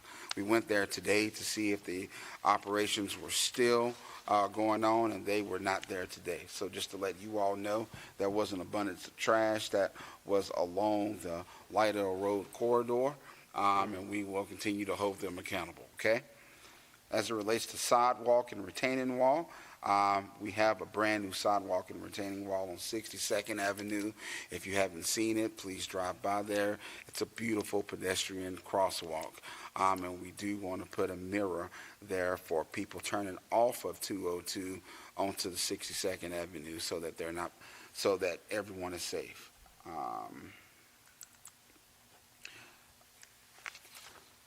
Something that I have to mention, the mayor brought this to my attention, and then, there was a structure on 57th Avenue. I do want to give a shout out to the police department, Deputy Chief Krause, Code Compliance Officer O'Berry, and what all the officers were there for okay. The town received a call about someone living in a structure on 57th Avenue. The area was unsafe, so Code Compliance and the police department visited the site. The individual explained that he wanted to return home to Arkansas with his family. Our police department and Code Compliance team provided him with food, cash, and a train ticket home. We are fortunate to have such a compassionate and dedicated team, and just take my hats off to the team that we have here. Now, people were driving by saying, "Leave him alone." So they were not there to chastise him. They were there to help him. So if you hear that, please correct the narrative. We're here to help. Mayor and Council, we've set the precedent before. I do want to make this request so that we can plan properly as a town. December the 26th, the day after the holiday, which is after Christmas holiday, which will be on a Friday. Once before, you all have granted an holiday off. And Mayor and Council, I wanted to ask if we could do the same thing and do all town-wide trash on that Monday, December the 29th. So just wanted to see if I can get some feedback from the Mayor and Council so that we can plan accordingly. So, I mean, we should probably vote on this. Do you want to vote at the October town meeting? Or any objection to that? I have historically voted against this, but I don't get a vote this time, so. Okay, so let's, there seems to be consensus to put this on the October 9 agenda then, for a vote. Okay. Does that gives you enough time to plan? Yes, it does. Yeah, okay. Thank you. And I'm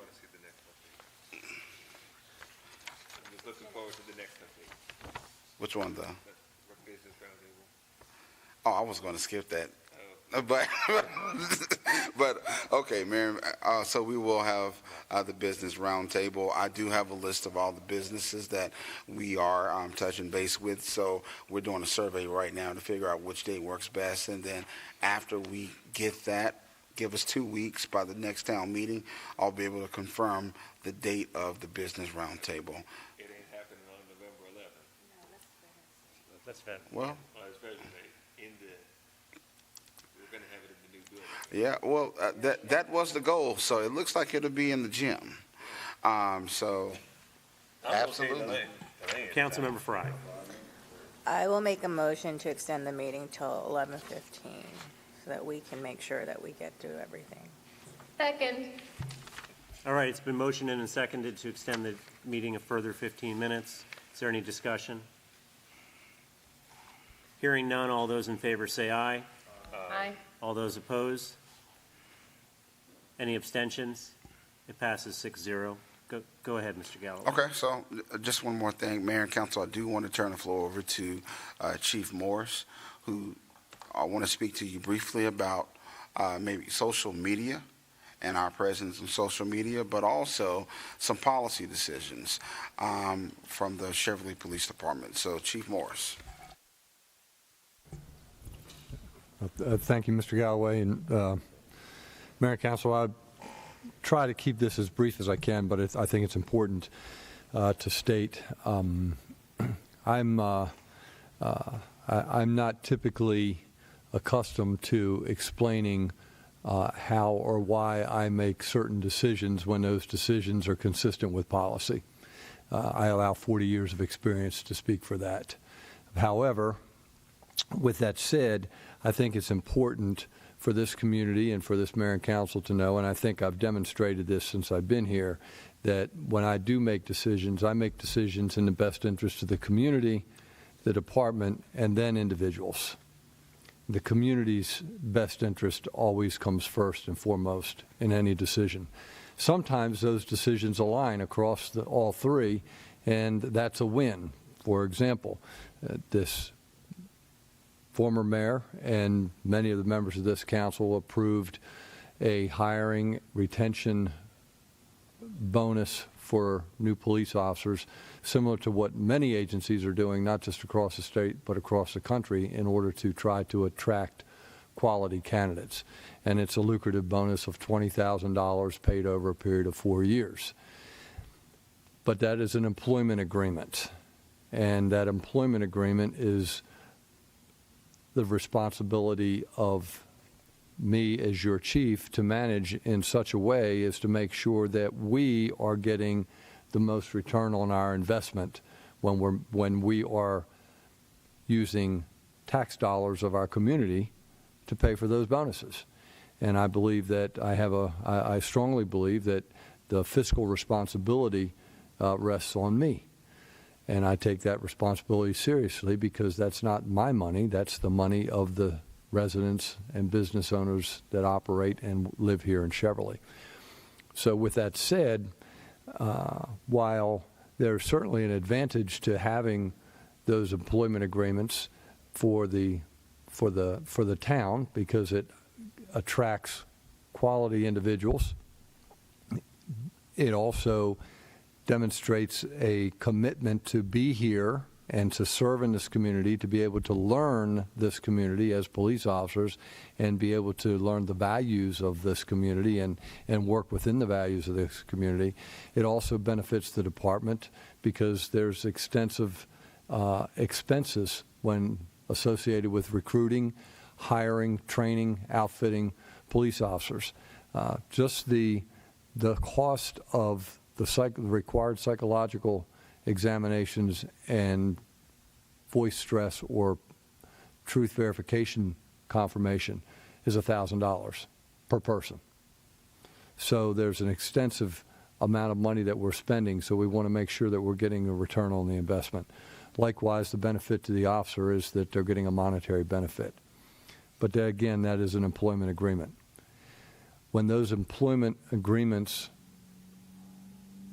when the responsibility of living up to those employment agreements are abdicated by the individuals that agree to them, I have a responsibility to this town to make sure that we capture back those costs that are associated with that agreement. And I don't make any apologies for that, nor should I, because again, as I said, that's my responsibility to make sure that I'm being fiscally responsible with the town's money. Unfortunately, some individuals feel that that those retention bonuses were paid to them and in a manner that they shouldn't have to repay them. And the employment agreements are very clear that anyone that, one, they don't have to enter an employment agreement. They can choose to work for the town for the paychecks, and they can be here for 3 days, 3 months, 3 years, 30 years, or they can enter an agreement. That's an individual employee's choice. But if they enter it, my responsibility is to hold them to that agreement. We make a good faith effort on our part as the town. We expect the return of the good faith effort on the part of those employees.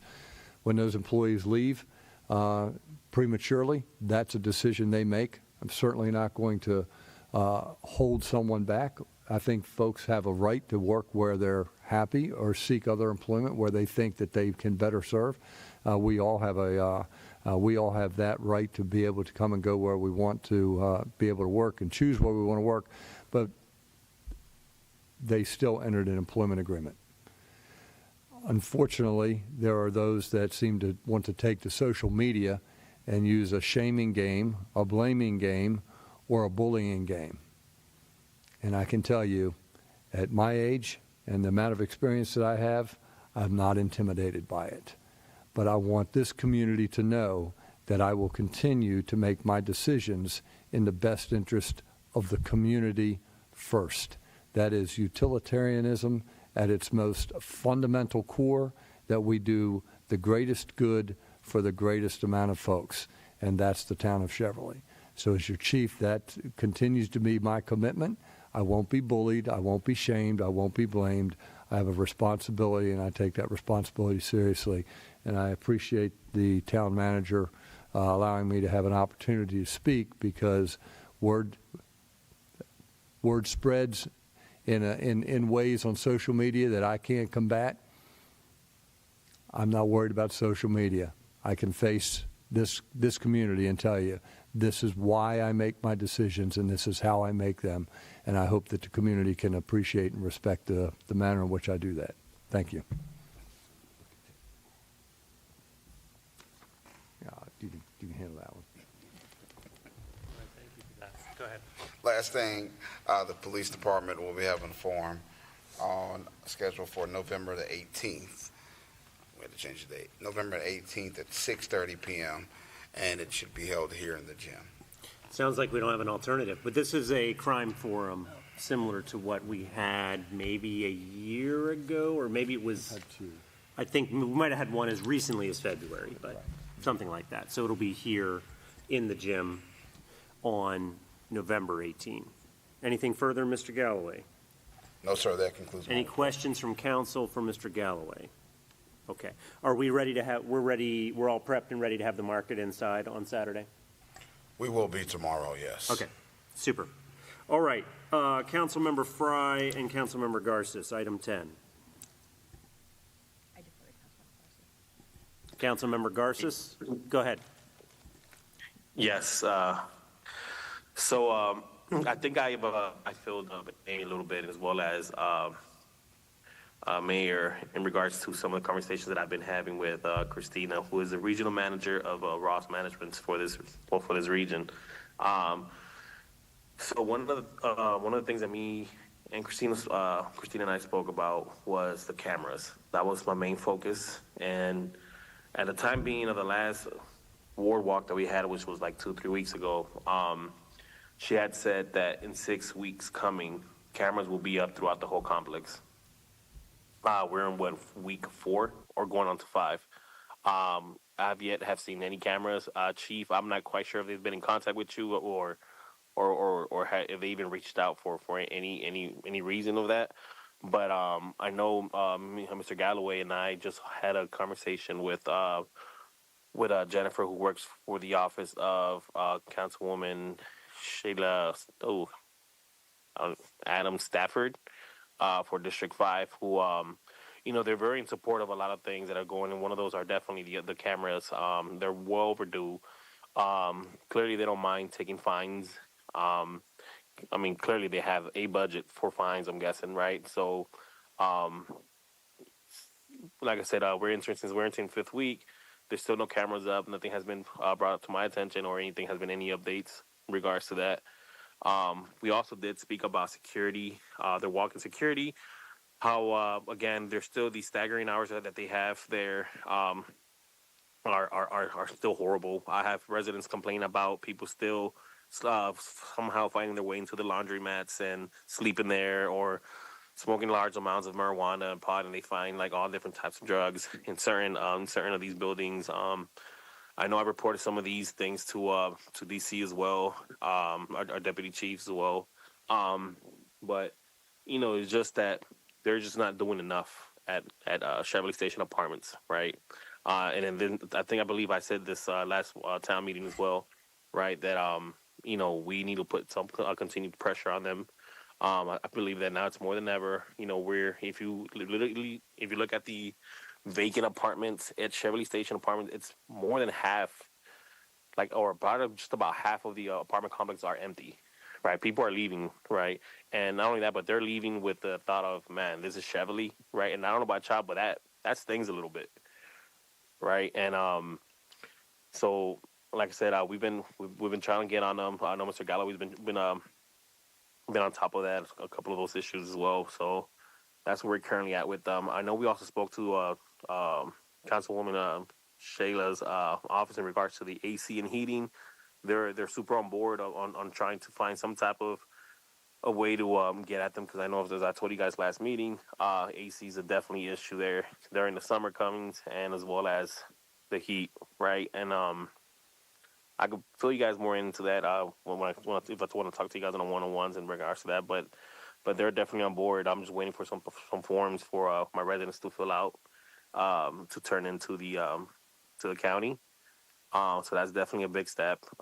Just to continue collaboration with the county as well. So we're just trying to fight back. Any questions for Mr. Garces from council? Councilman Fry, anything to add? The only thing I would add is that those cameras, the town can enforce a fine on them if they don't have the cameras, just because of where that falls into the county code. It is our responsibility. It does not have to defer for enforcement to the county. So that's something that I think we should be looking at, because we are the ones who, at the end of the day, we are the ones who control those rental licenses and those inspections. So we're the ones who can say, this is not right.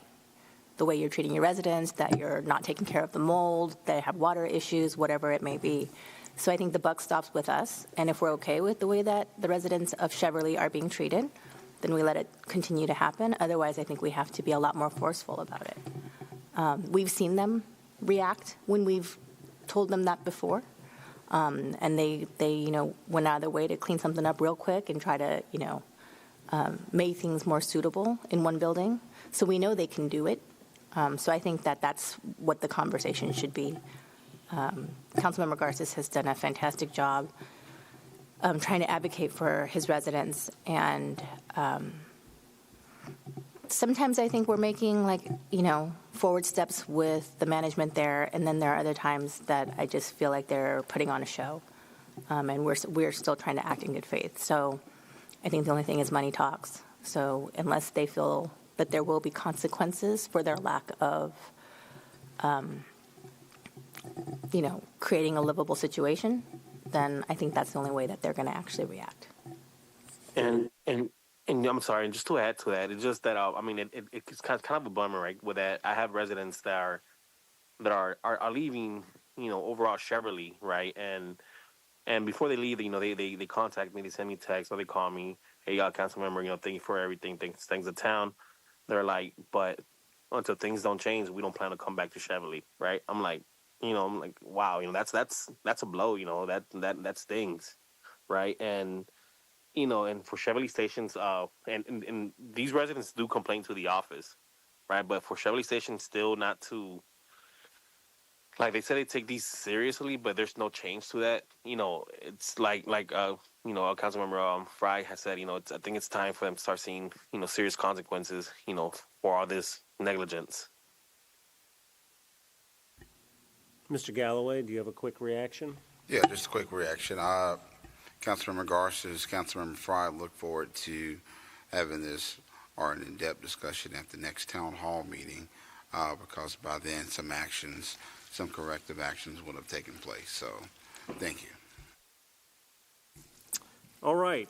Any items, moving on to item 11, October town meeting agenda. It will be on the 9th. It's likely to be in this room, unfortunately.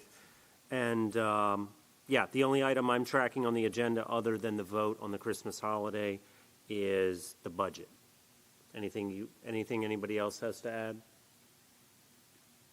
No? Not right now. No. Okay. Any other comments? Vice Mayor. I'm just not sure whether we've reached out to the Board of Election Supervisors yet, because they're meant to present at some point this fall on their recommendations. Yeah, I wrote down 23rd work session. I have not reached out to them. Do you mind calling them or asking Mr. Deloach to call them? But I wrote them down for the 23rd work session, which is pretty full. It is, yeah. But that's where that is. I believe we also probably in the first half of October need to have a closed meeting.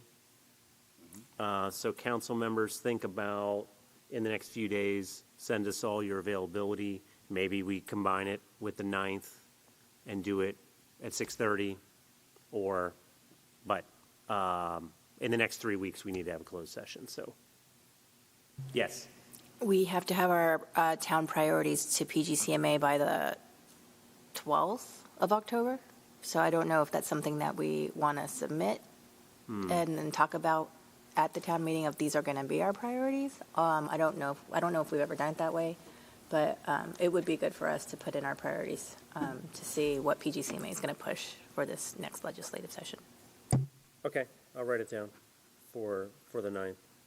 Anything else for the October agendas? So we're going to have town meeting on the 9th, work session on the 23rd, and then a closed meeting either on the 9th or some other time, pending your all availability. That concludes item 11. Item 12 is adjournment. Is there a motion? So moved. It has been motioned. Is there a second? Second. Give it to Garces. We're going to give this one to Mr. Garces for the second. Is there any discussion of the motion? Hearing none. All those in favor say aye.